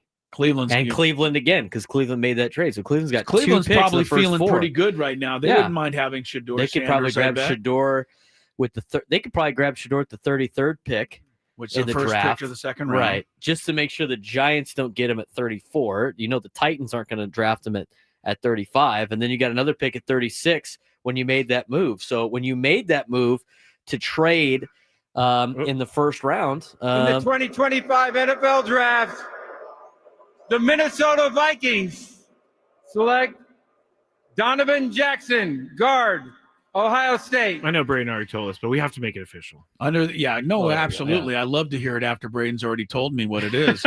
Donovan Jackson, Viking fans probably go ho-hum, but look, it's a guard. You've got to have these people up front. And the interesting thing to me is with the Vikings is how good is J.J. McCarthy going to be? I was never blown away by him. Although he was better. He gave me something in that championship game against Washington, but they won by such a big margin. It seemed like, anybody could have done what he did. But the Vikings love him, and O'Connell to me is a quarterback whisperer. Yep. I think he can get the most out of this kid, but he was hurt the whole year. Yep. Maybe that serves him well. Maybe it doesn't, but the Vikings don't really have another option. No, right? but they were going into last year after they drafted him. They were saying that he was going to be a legit. Yes, they had already decided. Yeah, he was choice terrific, for quarterback, right? So, but he got hurt, as you said. He got surgery, out for the year. Sam Darnold, rest is history. But he's got a lot of pressure on him. They're putting a lot of the franchise on his back right now. Well, we'll see how it goes in Minnesota, but they gave him a little help with an offensive lineman there. With the 24th pick in the draft, that lineman's we have a trade. That guy's name is Donovan Jackson. Giants. Well, this is for Shador. Then it has to be. There you go. Giants have moved up to 25. They waited for this the Vikings. This is such a Giants move. Giants have just traded with who was the original 25. Somebody Texans. Oh, okay. Well, the Texans don't need a quarterback. They already drafted one. So, all right. Well, we'll see. If the Giants... They got C.J. Stroud. I think they're okay with him. Yeah, the Giants should be picking Shador then, now. Why else would they have done this? Dion looks so stressed. He does. He looks so Somebody stressed. wake him up. Hey, Dion. Hello. There's Dion on the TV. They're showing him, and no one's super excited or anything like he's been drafted or got the phone call or anything like that. Maybe they, Shane's son did post the highlights of Jackson Dart today on his Instagram. Who did? The GM's son. Oh, so maybe it's Jackson Dart going to the I Giants. don't know. It doesn't look like Jackson. It looks like Jackson Dart's getting comforted by his mom. Oh, I thought don't know. she was Here's a little dap up. selected. Here's a little dap up. Got a hug. He's getting Getting some hugs. How many of those friends know the camera's on? There's They're like, some- "Hey, give me a hug. Give me a hug." Friends in the background that seemed a little excited. Well, we're gonna. It is Jackson Dart. Giants trade up for Jackson That's Dart. why Dion looks Wow. so Wow. What a stinger to Shador Sanders and the entire Giants Sanders, traded the 34th, 99th, and the third round next year to Houston for Jackson Dart. Wait, say that one more time. The compensation. They traded the 34th pick in this year's draft, the 99th pick in this year's draft, and a third round next year. It's not really Houston. that much of a big So deal. Jackson right Dart They're not will be- moving like a ton. Jackson Dart will be announced as a Giants pick here shortly. Look, for Sanders, again, a little more humble pie. Hopefully it's a good thing for him down the road. But without rooting against Jackson Dart, I just have no faith in the Giants being correct. I don't After either. what I've seen from that front office, and after they put hundreds of $1 million into Daniel Jones, They selected Daniel Jones over Saquon Barkley. That's the decision making that they made. I mean, the decision. Now, I'm going to defend him for a second. The decision was they gave him a bunch of money. He's the quarterback, and it's like, well, if we invested in this guy, we have to invest in him. And Right? I know so what the you're move, saying, it Braden, didn't make any but- sense for them to keep Saquon. He watched that on Hard Knocks last year on the in-season Hard Knocks.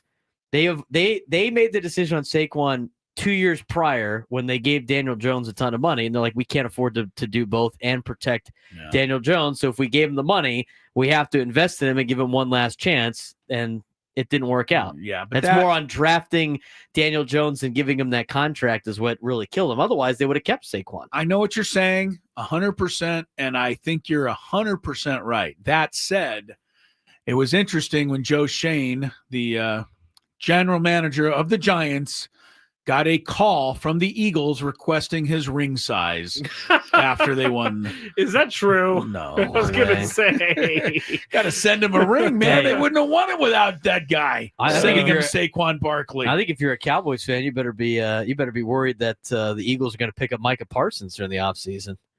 I know. You wasted all the money on CD and wasted all the money on CD and Dak. Didn't have anything left over for Micah, which is probably the guy you should have signed first.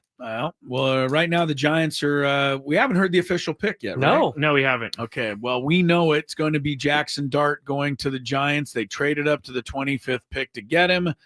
We'll play the official announcement when we come back, but we got to take a quick break as our coverage of the 2025 NFL Draft first round continues on 97.3 The Fan.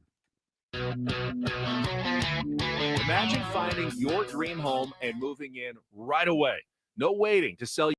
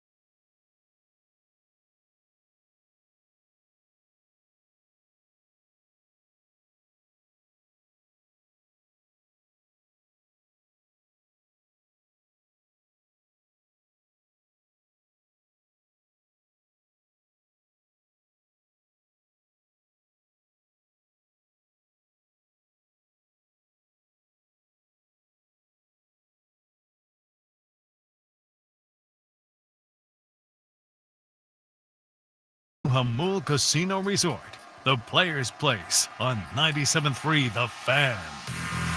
With the 25th pick in the 2025 NFL Draft, the New York Giants select Jackson Dart, quarterback, Mississippi. Thank you, Sides Roger. in the background. Yeah, they thought it was going to be Shador. Everybody probably thought it was going to did. be Shador. Welcome back to our NFL draft coverage. The Giants traded up for the 25th pick. Everybody said, hey, finally, Shador Sanders will be drafted. Not so fast, says the brilliant general manager of the Giants, Joe Sheen. He's going with Jackson Dart instead, and they traded quite a bit, minor picks, but a few of them anyway, to the Houston Texans and for the honor to select Jackson Dart. We could give you the bio on him, but before that, I want to give you the latest news while we were away. The Falcons have made a pick. Have also traded into the first round at 26. Now, Falcons selected earlier, surprising me anyway, that they didn't take another quarterback. They took Jalen Walker, linebacker, Georgia. Linebacker / edge, right? Yeah, red edge, yes. And now the Falcons have traded up to 26. And grabbed Braden, another edge guy. Another edge guy. Who did they get this time, Braden? It's great to be a Tennessee Volunteer, James Pierce Jr. James Pierce Jr., the Falcons in a hurry to get him. So they swapped spots with the Rams. Traded the 46th pick this year, the 242nd pick this year, and a 2026 first-round pick to the Rams. Okay, so the organization that traded away all their picks are picking them all back up with this trade. The Falcons, trade to the Rams. The Rams will drop down a little bit. The Falcons at number 26. That leaves 6 more picks in the first round. They belong to the Ravens, Lions, Commanders, Bills, Chiefs, Eagles. Shador Sanders is still out there. That pick, by the way, by the Falcons, Braden, at 26 here it is officially. 2025 NFL Draft, the Atlanta Falcons select James Pierce Jr., defensive end, Tennessee. I like all the random cheering. There's like 3 guys in the corner who had a bet on that somewhere. They're so ecstatic. That makes the edge position the most drafted so far tonight. It's a big spot in the football that is the nowadays. 5th edge player that has been drafted. Next most is defensive tackle with 4. So teams beefing up with a D-line. 3 wide receivers have been taken. 3 guards, 3 tackles, and 2 each: quarterbacks, running backs, tight ends, cornerbacks. No linebackers, no safeties. That's where you get all your special teams players in the middle rounds, linebacker and safeties. Well, you can never go wrong drafting a linebacker because that's what all your special teams are made out of. Linebackers. Linebacker used to be a fairly important position in the National Football League, but not got a lot of apparently anymore. Not only have no linebackers been taken in this draft yet in the first round, the only player listed as a linebacker who has been selected in the first round the last 3 years that's been in the Pro Bowl, Will Anderson, who's not Texan. Yes, but not the typical linebacker, right? He rushes 90% of the time. So it's kind of what a linebacker is these days. Well, to an extent. To an extent, that says Braden. There's no Ken Norton Juniors in the middle anymore. All right. I'd go for Nick Bonacani, but that's okay. Is that a Dolphin? Of course. He was the middle linebacker on the only undefeated team in NFL history. He's in the Hall of Fame. Look him up, pal. Where's the Dolphin noise that you guys usually play? Here it is. A little love for my guy Nick back in the day there. All right. We got 6 picks left in the first round. We could do a little recapping for you. There's been Cam Ward went number 1 as expected. To the Titans. The big news of the night that you'll be reading about all day tomorrow was that the Browns traded the 2nd pick to the Jags. The Jags then took Travis Hunter, the Heisman Trophy winner. Abdul Carter, as expected, 3rd to the Giants. Will Campbell, tackle, went to the Patriots at 4. Browns dropped into the 5 spot and took Mason Graham, defensive tackle. That left Ashton Genty to the Raiders at 6. Offensive tackle Armand Menbu went to the Jets at 7. Teteroa McMillan A surprise to us. That was a surprise. And to many, because Carolina's got so many young wide receivers. He went to Carolina at 8. Kelvin Banks, offensive tackle 9, went to the Saints.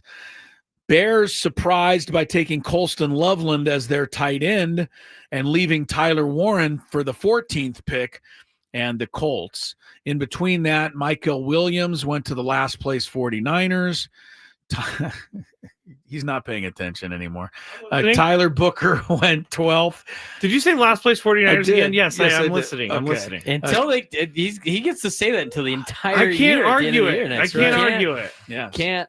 Yeah, that's right. The non-playoff Dolphins took Kenneth Grant at 13, so we might as well call that what it is. The last place Niners and the non-playoff Dolphins. Right.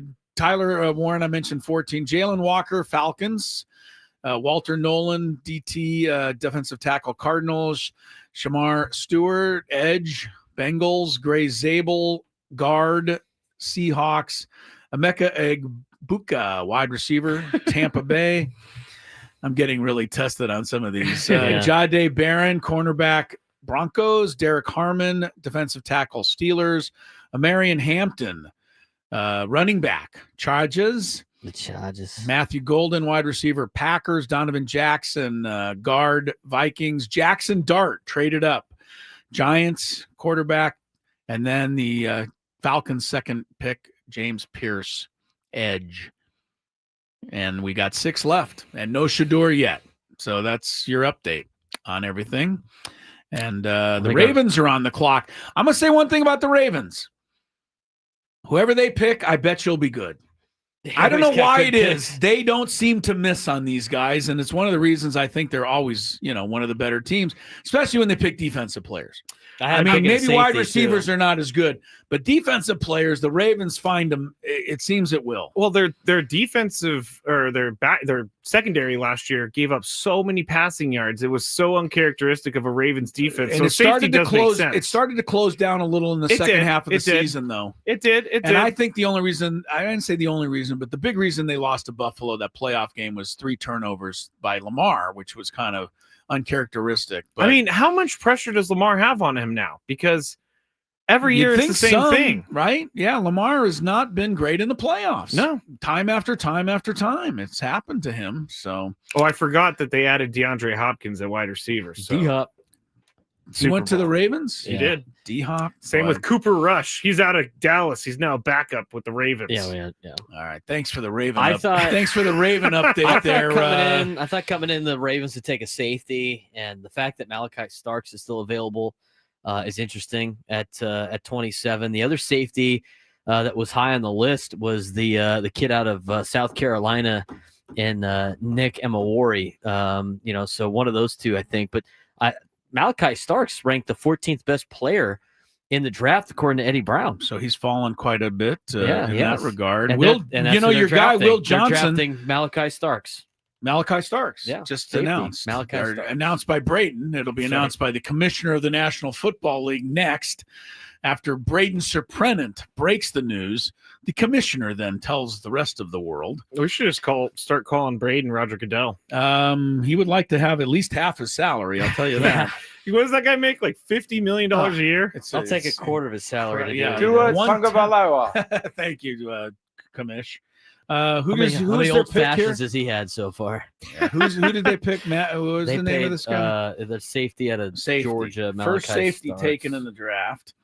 The Ravens took another safety a few years ago that turned out pretty good, Kyle Hamilton, who's been in the Pro Bowl. They just signed our Darius Washington to it. Yeah, I think the Ravens are just smart. But John Harbaugh, Jim Harbaugh gets all of the attention. John Harbaugh just wins more. I know Jim Harbaugh's had a great career, but the the other one. 2025 NFL Draft, the Baltimore Ravens select Malachi Starks, defensive back, Georgia.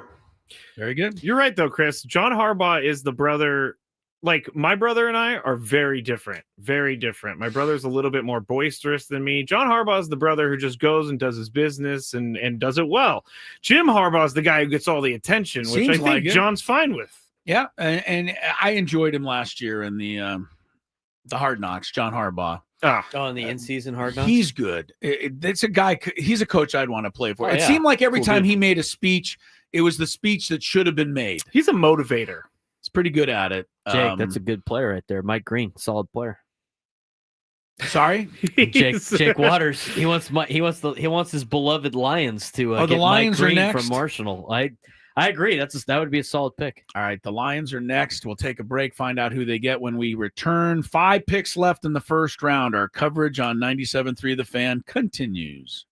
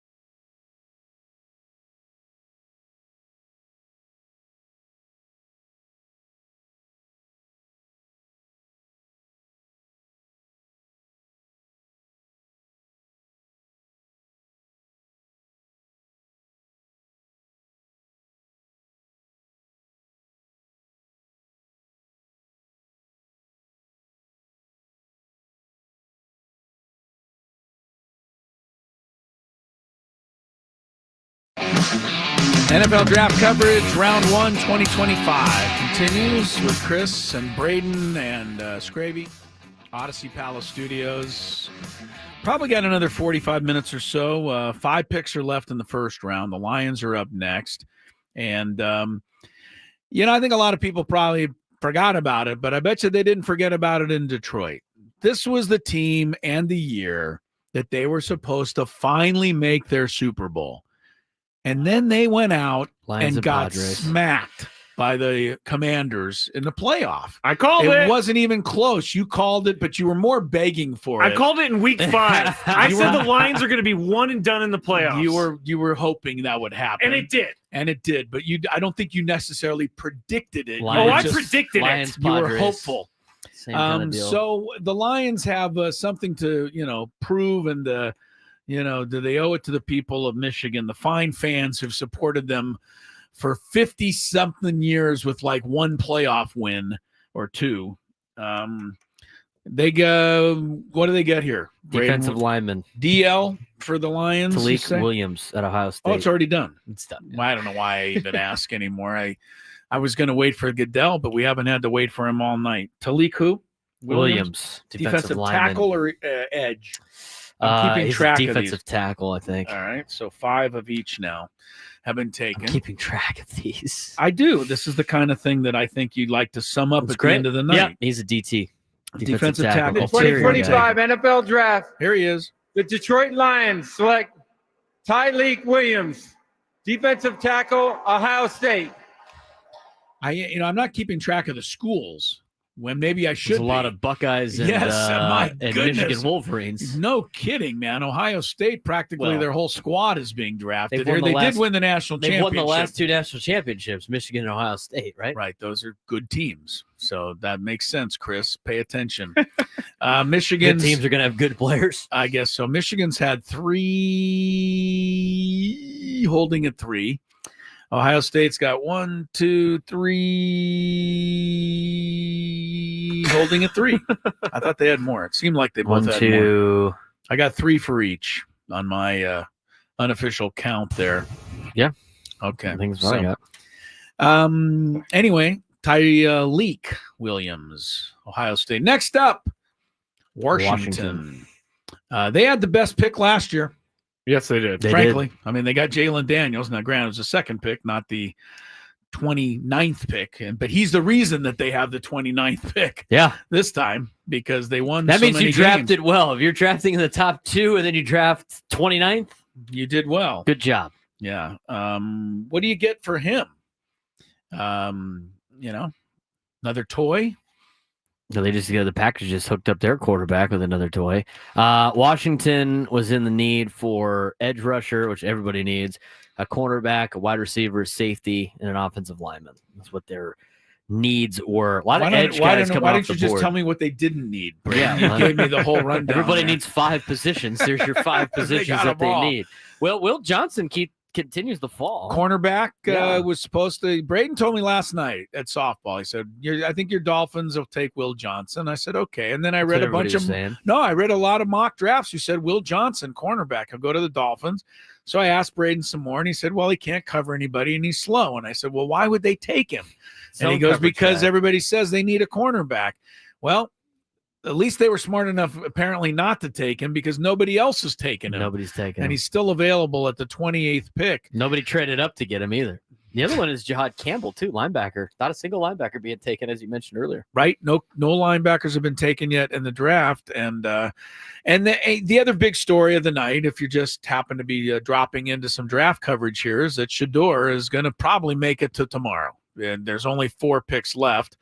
And the Commanders, Bills, Chiefs, and Eagles, none of the 4 are in the market for a quarterback, certainly. And the only other team unless there's a last-second trade. And there was the only other team that was battling for a quarterback were the Giants and the Browns. And the Giants just traded up for their quarterback, and the Browns have 2 of the first 4 picks tomorrow. They don't need to. The Browns can start the picking tomorrow with Shador. Right. Unless they think the Saints are going to try to go up and make a pick. The Saints would have to sneak up right now to get the last 4 picks of the first round. Otherwise, the Browns can sleep well tonight, knowing that they'll get Shador tomorrow. Because the Saints have the 8th pick tomorrow. Yeah, but that'll be too late for them. It will. Just thinking of that, Will Howard. The thing I find interesting is that Shador. We're kind of sensing now we'll end up in Cleveland tomorrow with the first pick of the second round. Had Cleveland not made the earlier trade with Jacksonville, they could have ended up with Travis Hunter and Shador. Yeah. Together. But wouldn't that have been cute? I'm sure you would have liked it. I would have loved to see Shador and Travis Hunter go to the same place. You see what I deal with on a daily basis. I mean, that stuff doesn't. You just don't like people for the heck of it. Then they would have fired Stefanski after the first year and hired Dion. You don't even know that is exactly what that would sounds happen. Like a conspiracy. That is a conspiracy. I've also said Stefanski's not a very good coach, and he's a great coach. Is conspiracy, by the way, has that been accepted yet into the Oxford English Dictionary? I've been petitioning for years now, and it's not going in yet. That's a great conspiracy, though. I could totally see that happening. Yes, but you can't see it happening because Travis Hunter didn't go to the Browns. Well, maybe, so maybe the Jags are going to do the same thing. Maybe the Jags will trade up. They'll trade Trevor Lawrence to trade up to get Shador. All right, we got Washington, we've got Buffalo, KC, Philly. Did we need a break here or not yet? Not yet. Okay, we're okay. 4 picks left. If you just tuned in, it all started with somebody named Jake on the chat. And he figured out that if you go through this Reddit and all of this information that's on the internet or the Twitter or whatever feed, you can get the picks before they announce them. And he nailed the first. the interwebs. So old. You're right. If you jump on the interwebs, you can see it. Yeah, you're right. You're right, Braden. I don't understand Twitter's thing. I don't know what right. he's doing. I don't He's either. a wizard over there. He is. Jake's my hero. But he had all the first 9 picks, and we're like, how are you doing Dark this? magic. And then Braden said, well, I can do the same thing. So he's been doing it, and we have been able to get every pick before it's been announced. And I've gotten a big kick out of that. Me tonight. too. It's been great. He's like, he must have a DeLorean. He must own a DeLorean. There's no other answer for this. Christopher Lloyd, what was it? Doc Brown. Doc Brown. Yeah, Doc Brown has helped Jake and Braden. Yeah, I even got my Marty McFly shoes on. Back into the future today. There you go. I love Back to the Future. I love it. Oh, it's a great. classic. It's an all-time And I even classic. love the third one. I love all 3 of them. No, I don't love the third one as much as I love the other I think 2. it went down from Slowly, 1 to 2 to 3, but I agree. they're all good enough. All legit. Back to the Future, yeah. I can't believe that they. Side note on Back to the Future, everybody. They had a Marty McFly cast. Yeah, I can't remember his name. Oh, it was. It was the. Oh, hold on. I got The the next 2025 NFL pick. Draft, Josh Connerly Jr. the Washington Commanders select Josh Connerly Jr., tackle, Oregon. Thank you very much, Braden. You were a little late, Braden. Well, I got Don't it. let the and then- commissioner beat you next time. Well, don't digress with the Back to the Future. No, talk. all right. Back to the Future Yeah, because yeah. I don't really Oh. care who the Commanders took. They Some tackle. they cast someone else in That it. guy. Some guy. Was it that guy from the movie Powder? It was the guy from the movie Mask. Mask. That's it. Mask. But I don't remember his name. Oh, the guy that is Mask was that? Yeah. Yeah, the guy who played the main character in Mask. He's a pretty popular actor. It's Jim Carrey. No, not Eric that Stoltz. Mask. Eric Eric Stoltz. Stoltz. So they yes. did film some of the movie Yes. with Eric Stoltz, and they realized this dude is way too serious for this It's role. not working. Yeah. And so they had to fire him. They brought in Michael J. Fox, and they had to reshoot scenes because they got rid of Marty McFly. Can you even? It's so weird. There's a lot of movies with those kinds of stories where somebody else could have been in the role that was made, famous. Yes. By another actor. But you're right. We could have seen something. Have you seen different. that's like the auditions for The Office? Oh, The yeah. famous people that could have been.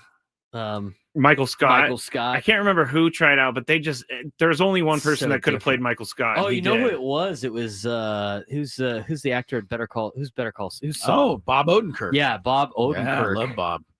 Auditioned for that role. Could you imagine Bob Odenkirk as Not Michael necessarily, Scott? but maybe I couldn't imagine Steve Carell That's is correct. Better Call Saul. That's so true. You never can That's tell. All right, we maybe should be doing draft coverage. That was the 29th pick. The Commanders did it as a tackle. Do you want to tell us about him, Skraby, over there? What was his name? I don't know. Connerly. Connerly. Connerly Oregon Jr. guy. Connerly. He's a duck. Josh Connerly. Yes. 6'5", All right, here he 211, is. out of Seattle. Josh Connerly Jr., tackle, Oregon. The 6'4", 315-pound tackle developed into the anchor of the Ducks' offensive front, helping propel them to an undefeated season and a Big Ten championship. He's an elite pass protector with great range and natural body control. He has the tools of a day one starter and is far more polished than tackles typically are at his age. He combines high upside with technical refinement and continued upward trajectory. Simply put, Josh Connerly Jr. is a blue-chip offensive line talent. Okay, very good. Gotta protect He's Jaden Daniels. He's the 4th tackle taken in Before the you get first your round tackles. today, the first of which was Will Campbell with the 4th overall pick by the Patriots, who are going to protect Drake May. Yes. So this is a sensible pick, it would seem, by the Commanders, who still should be called the football team. The name and logo. I'm still upset by that. That You're was right, when Chris Scrooge. found out they went I from was the so football upset. team to the Commanders. Literally, this is the sound he made. Name and logo. Yeah, it That's didn't come out the way it was insane. intended, but it's lived on in infamy. Yes. All right, we got Buffalo, we got Kansas City, we got Philadelphia. 3 picks left tonight in the first round of the 2025 NFL Draft. The Buffalo Bills, who have been, the fly in my ointment now for 10 years, after the Patriots were the ones for 10 years, beating up on the hapless Dolphins. Hapless. As long as Josh Allen is there, I don't think Miami will ever get past them. He's never had an incomplete pass against Miami. I don't know if you guys are aware of that. Not. Yeah, I know you're not, but I am. So Buffalo, still no Super Bowl titles. This was, again, they were supposed to be their year maybe to win finally the Super Bowl. Supposed to be Detroit's year to win the Super Bowl. Didn't turn out for either of those guys. No, it didn't. Buffalo came up short yet again against the Chiefs, right? Yeah, because against the Chiefs. Yeah, because remember, Josh Allen got the first down, but they didn't give it to him. They gave the ball back to the Chiefs. There were Now some they have a controversial new system in decisions. place. Yeah. Oh, They're yeah. putting the All of chip a in the sudden, ball oh now. man, this is crazy. The Chiefs went to the Super Bowl shucks. trying for a 3-peat. Oh man, this is crazy. Back to That's the great. Another conspiracy, but he was really on that one. He really felt the Bills got hosed. You would have thought you were born and raised in Buffalo after that game. Guy likes a good Buffalo You were so wing, mad. right? Yeah, he I was felt so bad. mad. I felt bad for Josh Allen. He got it. They didn't give it to him. Now they're changing how they measure things. Would you go to a game in Buffalo in Yes. the snow for like one time? Just Yes. once? Yes. I'd do it once. That's about it. Would you I shovel not. snow out of your seat just one time? I would not do it because I did a sideline game at Nevada Reno with the Aztecs. That sounds in even the worse. snow. The worst night of my life. I worked a I game will in never s- do it again. I worked a game in sleet before. That was not fun. No, I don't think I would do the. I've Buffalo told the story on thing. the air before, but I went to the Bengals and the Jets playoff game in like 2010 or 2011. Like Skyline Chili. And, yeah, well, yes. It was 5 degrees. Wind It's a chill good thing was the like first round's almost over. I We know. dissipated into Back to the Future and Skyline Chili. it was so. -10 wind chill. It was so cold. I went to go open my hand warmer and I broke my tooth. That's how cold it was. I would do the Buffalo thing one cold. time. One of my buddies did it last year because he's a Bills fan and his sister lives in Buffalo. He went out there and did. I'm watching his Instagram story. I'm like, dude, it looks frigid. I would do that one time, and then after that, I would never do it again. I'd much rather watch it at my house. I grew up with a kid whose family moved from Buffalo. They had season tickets in like the place where all the wind blows right Oh, into your God. No, face thanks. the entire game. Now, if you were if you did that, would you jump through a table for the full experience? If they asked me, yes, I would. Would you Scraby jump through a table, Chris? at a? I would never do that. Scraby jumping Oh, the through a Buffalo table. thing? Yeah. No, that's stupid. That would be hilarious. That's dumb. I mean, if Jason Kelsey does it, it's cool enough for all of us. I'm looking for this, but I can't find it, unfortunately. I'd have to get to YouTube quickly. But there used to be an old commercial of this kind of forlorn-looking Dolphin fan with all of the gear on, waking up, walking out of his house in a snowstorm, shoveling his way down to his car, which is Dolphin plates and Dolphin colors and Dolphin everything, and getting into the car and driving to the Pick in game. the 2025 NFL Draft. Sorry, Chris. The Don't Buffalo interrupt Bills my select story. Maxwell Harrison. Let's go. Let's go. Maxwell Harrison? Maxwell Harrison goes to the Bills. We'll get to him in a minute. The guy gets in the car. He's got all his Dolphin gear on. He's driving to the game, but it's in the snow.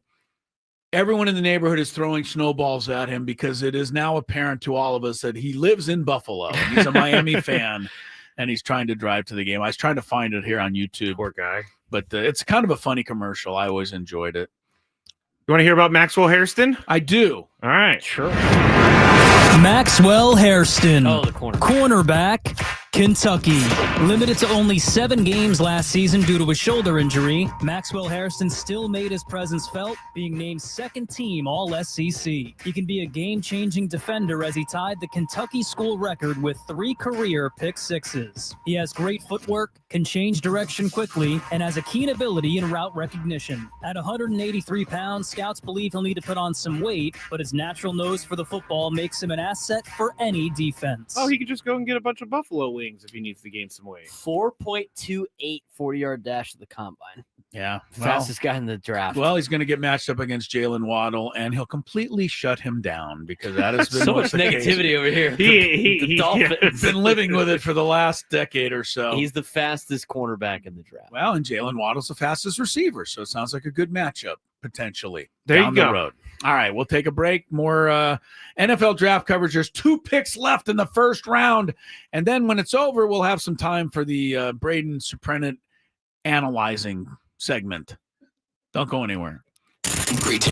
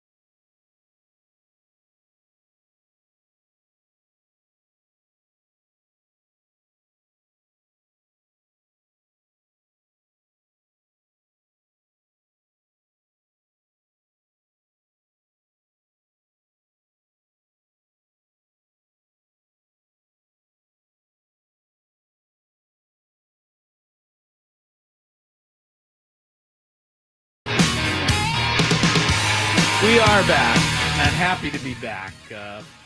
Probably our final segment, as there's only one pick left in the first round. While we were away, the Chiefs and the Eagles swapped the final 2 picks of the first round, which is a little interesting, I guess. Odd. The Eagles moved up a spot. The Chiefs moved down a spot.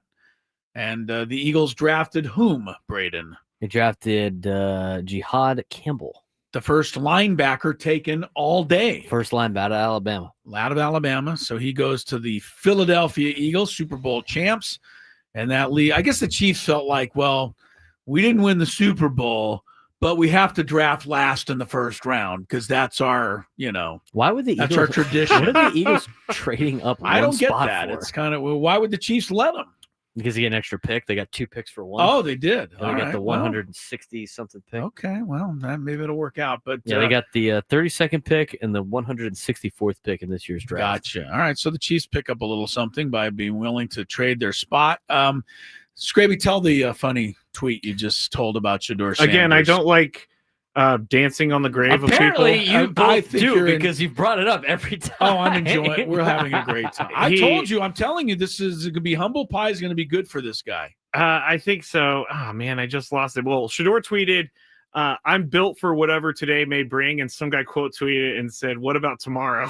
What about what tomorrow is going to bring? Because that's probably Shador. I hope for Shador he gets drafted tomorrow. They do the second and third round tomorrow. I got to believe he'll be drafted. I would imagine the Browns probably take him in the first second pick round. tomorrow. Oh, yes, even that worse is that Shador Sanders, the NFL quote tweeted with "gonna be a legendary day" with a video of Shador. Oh man, come on, NFL. The Browns don't even need to pick him with their next pick because it's not like the Texans and the Titans are going to pick Shador. Oh, so they could get somebody else and then Shador. Yeah, they could get somebody that the Texans or Titans might be interested in.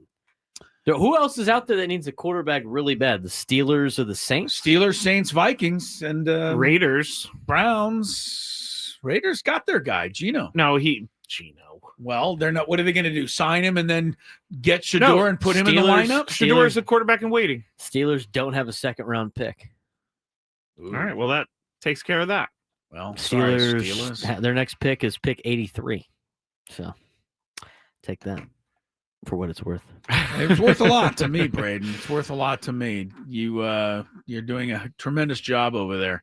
We have 31 picks in. Brandon goes Titans pick before the Browns. Though the Titans already have their quarterback. They just drafted Cam Ward. Yes, they're gonna draft. They're gonna draft Shador Sanders too for a quarterback competition. I think Will Levis should go to the Dolphins. I think he would be a good pickup for them. Do you want Chris to be even angrier? Yes, and don't bring him up. He had one good game in his career against the Dolphins, and it was on Monday night to beat the Dolphins. It was a really good game. It was. He looked incredible. You lost to a player, Chris, that puts mayonnaise in his coffee. Yeah, it's pretty good. You got to reevaluate at this point. Braden, I didn't. If you saw the game, the guy carved us up. That's rough. That was, it's a whole new level of embarrassment right now. Mayonnaise man carved you up. I didn't feel too good disgusting. About it. I didn't feel too good about mayo it and coffee. Mayo in the coffee. I've never even heard of in my life until Will Levis. Yeah, apparently it's like putting fat in your coffee or like ghee or butter or something like that. People do that, but it's mayonnaise. It's still gross. I do think he cashed in on his mayonnaise fame because he got that Miracle Whip commercial. Yeah, good for him. Yeah. Traded the 31st pick to the Philadelphia Eagles. A little late there, buddy. With the 31st pick in the 2025 we had this an hour NFL ago. draft. That's right. The Philadelphia Eagles select Jahad Campbell, linebacker, Alabama. And that's crazy. We honestly told you that 20 minutes ago. Braden, you are the MVP of tonight's coverage. Jake's the MVP. Well, Jake got you going, but we were. Look. I'm giving Jake all the love here because he had it, but you were smart enough to go find what he was picking up. Right. I mean, if you can't beat him, join him. You said, That's forget right. it. He's given us all the. I'm going to do it myself. So I give you all the credit for doing that. Very good. Skraby, what do you think of the first round? Do you have any? We got 20 minutes left. I mean, it's not. I give you the floor here for a while. I think the only exciting thing that really happened was the Giants trading up to take Jackson Dart, and maybe not even exciting, just interesting. But other than that, it's been pretty straightforward. I would think. It was interesting for a moment there because it looked like Shador was going to get drafted, and all the cameras went on Shador. And Dion looking stressed. Dion was all upset, and then the next thing they switched over to Jackson Dart because he was the actual pick by the Giants. Good TV work. That is good TV work. I got to be honest. I hope for Joe Shane, the Giants GM, this works out better than his last television moment. When he was on Hard Knocks? Yeah, I mean, when his son was telling him to get he's embarrassed forever. There's no question. Oh, man. Hey, you know what? They listened to his son this time, Jackson Dart.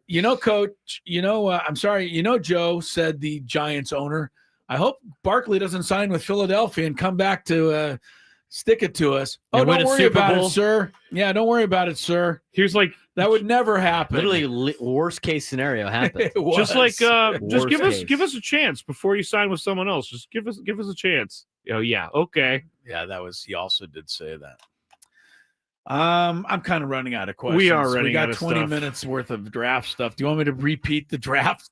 No. Already? I mean, that's kind of getting ridiculous. Well, apparently, according to let's see if I can get it to pop up. Sounds like it might be the local product, Josh Simmons. Oh, the last pick to the Chiefs? Might be in the last pick to the Chiefs. He was supposed to be the number one offensive tackle in the draft if he didn't get hurt. Played at Madison.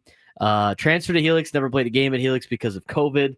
Ended up early enrollee at San Diego State, played at San Diego State, ended up transferring to Ohio State, where he was a menace for the Ohio So he's State not quite Buckeyes. an Aztec for life because he became a Aztec Buckeye. for a year, yeah, I he was think. an Aztec for a short time. But he's a San Diego kid. And so. apparently he's going to be the first-round pick of the Chiefs, apparently. which will be announced officially in the next half hour because we are so far ahead I of know these why guys. they're doing this now because they're They're realizing stretching. that they went too fast. They went They're too stretching. I told you they were going too fast at the beginning. All right, I'm looking through this mock draft, and I'm trying to see who completely just got bypassed in the first round. And the one I'm coming up with is Will Johnson, the cornerback, right? He never got picked. Did the kid from Marshall, the edge, Mike Green, ever get picked? No, he hasn't been picked. He didn't get picked either. I thought he'd be a late first round, early second round guy. We've talked plenty about Shador not getting picked. Skraby was on it, said no. Right. he got you picked. You were correct. We asked you for your prediction on that, and you were right. Yes, Skraby. Good for you. At least one. I said Tyler Warren for like 3 picks in a row. And I got at least one. Then when you didn't say it when he was actually drafted. That's true. So those are really if you're looking for bigger names that people expected, you're looking at Will Johnson, and you're looking at Shador, and you're looking at Mike Green, the edge guy from Marshall, who did not go in the first round. Those will certainly be among those first off the board tomorrow. I'm surprised that Second and Jackson third Dart round. went in the first round. That's actually surprising to me. Jackson Dart. Well, look, they're getting the knowledge of Lane Kiffin, which is a big help. But I did say, did I tell you this the other night? Yeah. Lane Kiffin got on my good side for a couple of moments this week. Skraby. Why? Because he had a very funny line. It was great. He was asked about, or somebody told him that Carson Beck, the ex-Georgia quarterback, got $4 million to go to Miami, Florida. And Lane Kiffin heard of this and said, gee, they must not have seen the tape of the game he played against us. Leave it to Lane Kiffin to say something so rude, but it was funny on this one. I don't mind Lane Kiffin. I know don't you mind don't. him. And it's weird because I would Lane's probably kinda not funny. like a guy like that. Yeah. He played 2 games, he was there. Josh Simmons was at San Diego State 2021 where he redshirted. Then he started all 13 games at right tackle in 2022. At San Diego State. At San Diego State. And then he transferred to Ohio State for 2023, 2024. So 2 years as an Aztec. Does Andy Reid look like he lost a little weight? Yeah. He's looking thin. Well, he's not in season. You eat better when you're out of season. Well, and his go-to restaurant where I ran into him at in San Clemente, La Siesta, has been under construction. They had a fire. Oh. By the way, if I needed a name dropper, we could get a bunch of right. people in here in your space. I mean, this is another name he's dropping here. That was during COVID. You can only eat outside. They had just won the Super Bowl, and Second then that pick summer in the 2025 NFL Draft. Stop interrupting us, The Kansas Roger. City Chiefs select Josh Simmons, tackle. San Diego State. Ohio State. Nah, San Diego State. Come on, San Roger, get it Diego right, kid. pal. Madison Get it right. Warhawk. There we go. All right, good He for looks you, that Josh legend. Simmons. Good job. He gets to go in the first round. That's the one thing we haven't talked about tonight. And Braden, you can speak to it because you coach these kids in high school every day. I make fun of this day because I have fun with it. I don't take it too seriously. About the 32 guys we just heard called, maybe 10 or 15 will be really, really good NFL players. A couple will be great. The rest we'll forget about. This is their big day. They'll get to play in the NFL, and then who knows what they'll do. But these kids at Cathedral and working their way up. Oh, This look, isn't Aztec highlights. Hey, they got Josh Simmons with the Aztecs. Very good. Yeah. But what I'm bringing up here is this is a day for these kids and parents and people who drive these kids to practice when they're in Pop Warner and buy all their gear, and all the teachers who are around them and coaches like yourself. It's a great day for people like that. They can all celebrate this stuff. Absolutely. And that is one part about the draft I like. Yeah, it's cool. All the sacrifices these families have made to get to this point. Obviously a lot of them now, with NIL and everything, I think people overlook a lot of that. until they get to the college point. But all the kids that we have at Cathedral all make a sacrifice to be there in some sort of way, either driving a far distance or spending money to be there, where you don't have to spend money to go to a public school. You do have to pay money to go to Cathedral, and a lot of these families that don't have a lot of money still have to try to find ways to get their kid to school and for the betterment of them. And everything that we ask our kids to do is very similar to a lot of the best programs in San Diego. And, that's 6 a.m. workouts. That's, spending a lot more time with us than it is their own family, team meals all over the county, and all sorts of different things that we expect of these high school kids to do. And their parents, a lot of the time, have to drive them these places. A lot of families don't have the luxury of having their child have their own car and stuff like that. There's rides that have to be dealt with. I mean, there's just so much that a lot of these players, when they were in high school, had to deal with, and their families and their support groups had to do. So it's a major day for all of the kids getting drafted, but it's also a major day for their support group of their friends and family, because of they all helped them get them there. And it takes a village. It takes a village. Yes. We say that all the time at Cathedral, and it's really true. We see the tip of the iceberg. We see the tip of the iceberg, which is the player themselves. We don't see everything that's behind that. And again, you mentioned this Josh Simmons. There's a San Diego tie involved because he grew up and went to Madison and went to these high schools and played at San Diego State. So there's a little pride for all of us. Like when you watch, Kawhi Leonard have a great game as an Aztec, or your TCU, LT or something for you. For Skraby, Kevin O'Connell, or whatever it is. I didn't go to any schools with any good football programs, so I went to USF. Palmer was really good. Hey, Sean Sovical's squad's solid. Went to Colorado State, Joey Porter. Yeah. Oh, I thought you were talking about when I went there. Oh, well, LCC is better now. LCC is better now. The guy on your team ends up being an NFL head coach. Can't be that bad. Played pretty well at San Diego State. He did. He just won't return my phone calls anymore. No, he was our sideline reporter too.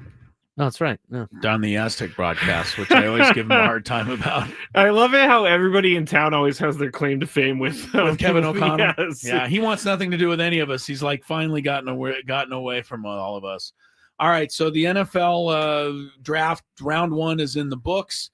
Now, what is next? Training camp? Well, no, you got round 2 and 3 tomorrow, and then the weekend you got 4, 5, 6, and 7. And I want to shout out to my old friend, your buddy Braden, the coach. He and I used to do these draft shows back in the day.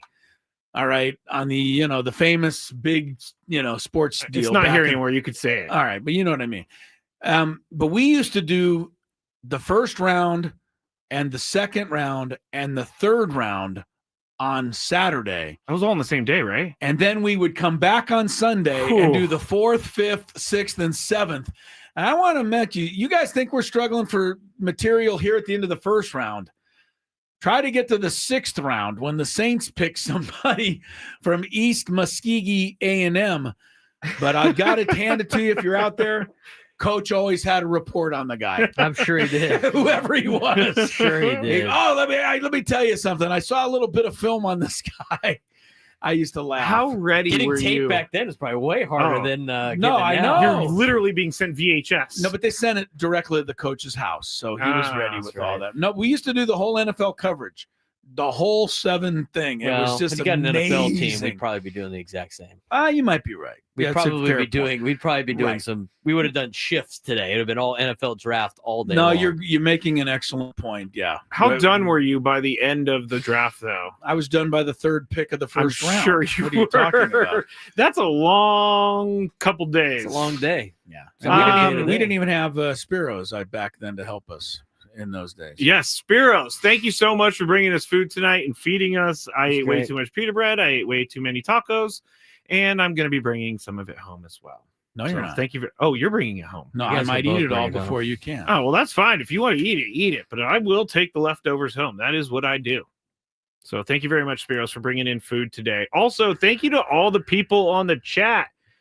We had some. Give us a like on the YouTube. Helps our Yeah. algorithm. Hit the thumbs up on the YouTube. We got Jake. We got Trevor. We got Rod. We got M. McKee. We got Jax, we got a bunch of people on the chat today, and they said, thank you very much for doing the draft show. No, thank you. I think our coverage was okay, but it was raised up a notch. No, it was raised up 10 notches because we had all the picks before the commissioner. I can't get over that.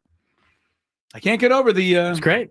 The technology that allows that to happen nowadays. Is it technology? The wizardry. The wizardry of we got a Reddit. DeLorean outside. Here, if people on the chat want to ask radio-friendly questions, we have about 5 minutes to kill. So ask us some radio-friendly questions. Radio-friendly We have questions. 5 Famous minutes. all day says, how are the Niners going to do this season, Scraby? Last. No, they're going to be I'll answer good. for you. Now, I have no idea. I think they're going. I'm going to assume that they're going to miss the playoffs this year, just so I don't really. I'm just going to assume that. I think last year was. Huh? No, she said she was a 30. They said they're a 30th like. Oh. Thank you.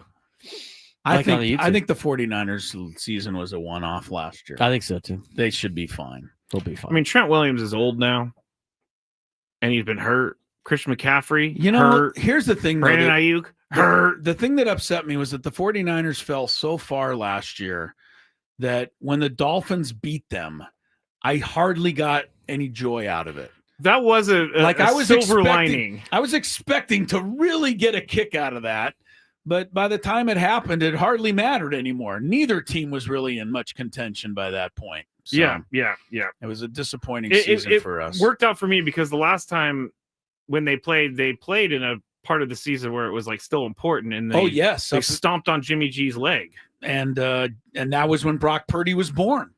He came in and won the game up in San Francisco a few years ago. Yes, that is true. That is true. Yeah, it's the kind of thing that we get to deal with each NFL season. Okay, here's a radio-friendly question. I hope so. I think we've already done this before, but who's winning in a fight, Braden Scraby or Paul R? What kind of fight? I'm kicking all your asses. Is it an intelligence test? Because then I win. I win. Are you sure? No, Paul's the biggest out of all three of us. He is a pack big of boy. lunch. He's taller than me.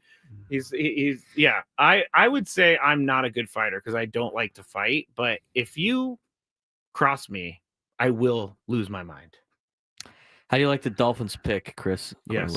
I'm gonna I'm honestly what I'm gonna think about when I think of this pick.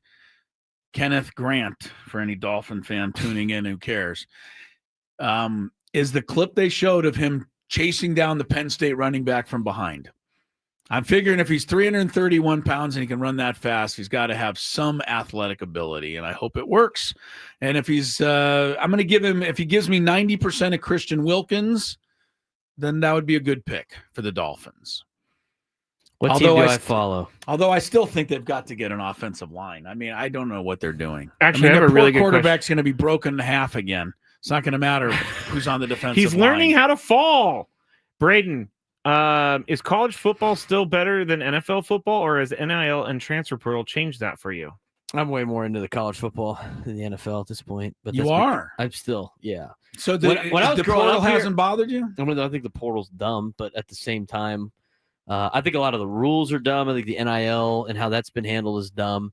But I still think it's still the pageantry and the passion and having all these different markets being in on it and everything like that. I think is what makes college football really fun. I mean, the NFL is very corporate. I watch the NFL for basically fantasy at this point, and not having a team, not as passionate into the National Football League as I was. I will tell you that I agree with you on the fantasy thing, Braden. If it wasn't for fantasy football, I would only watch a Miami game, and that's it. I'd be totally honest with you. Yeah, I watched the fourth quarter of a few other games with kind of big games. I watch for fantasy and like general football now as a football fan, but I can watch college football all day long from start to finish, and I can watch the Tuesday night Maction and the Wednesday night games and the Thursday night games. Chris. I can watch all Maction, that. Man. I'm missing college football. What do you mean you miss it? but- It'll be back. It's not going. It'll be back this year. I mean, the fact that my school has a lot of money and can somewhat compete helps a little bit, but still, I mean, it's not the greatest. I We're liked still when kind of TCU was at our level, Braden. Do you know how much In the money we Mountain raised? West. I heard from sources that TCU raised for all of their sports for NIL combined, and this is why the women's basketball team is legit right now. $90 million in 1 year for their NIL. How much did fund. Haley Van Lith get? Probably a decent amount. Our women's basketball program has more funding than our men's basketball program does. And our baseball team has more funding than our men's basketball Jim Schlossnagel still down there? No. Jim Schlossnagel. He used to be the coach at TCU. He went to A&M, and then he double-crossed them and went to Texas. That's right. He's at Texas now. Wow. I just love the name Schlossnagel. Kirk Sarlos is our head coach. He was the pitching coach for Schlossnagel when I was there. I heard your USD baseball team had won 9 in a row last I checked. They got Gonzaga tomorrow. They went from place. 6-24 to 15-24. Whoa. Well, with 9 straight wins. 5 of their non-conference series are against teams that are expected to host a regional. Wait, are we talking USD or TCU? That's USD. Okay. That's USD baseball. They started off the season. They started off the season playing TCU. Their schedule was pretty gnarly. They play TCU on the road. They play Arizona on the road. They play UCLA on the road. Their Tuesday nights are against Santa Barbara and Irvine. They didn't win too many of those. Oregon State on the road. I mean, 5 of those schools are going to host regionals come May. So USD baseball, who knows? They might be the best 15-24 team in the country. They probably are. If they take 2 out of 3 this weekend against Gonzaga, they're in first place in the West Coast Conference. All right. Thank you guys. And Good job, Chris. Thanks Good everybody job, Braden. out there for 4 hours hanging out with us. We've been starting since the roundtable, Chris. Jake, time. Jake, you're the hero out there, man. I'm not going to get over this that we gave all the answers and picks out before the picks 5 were seconds. announced.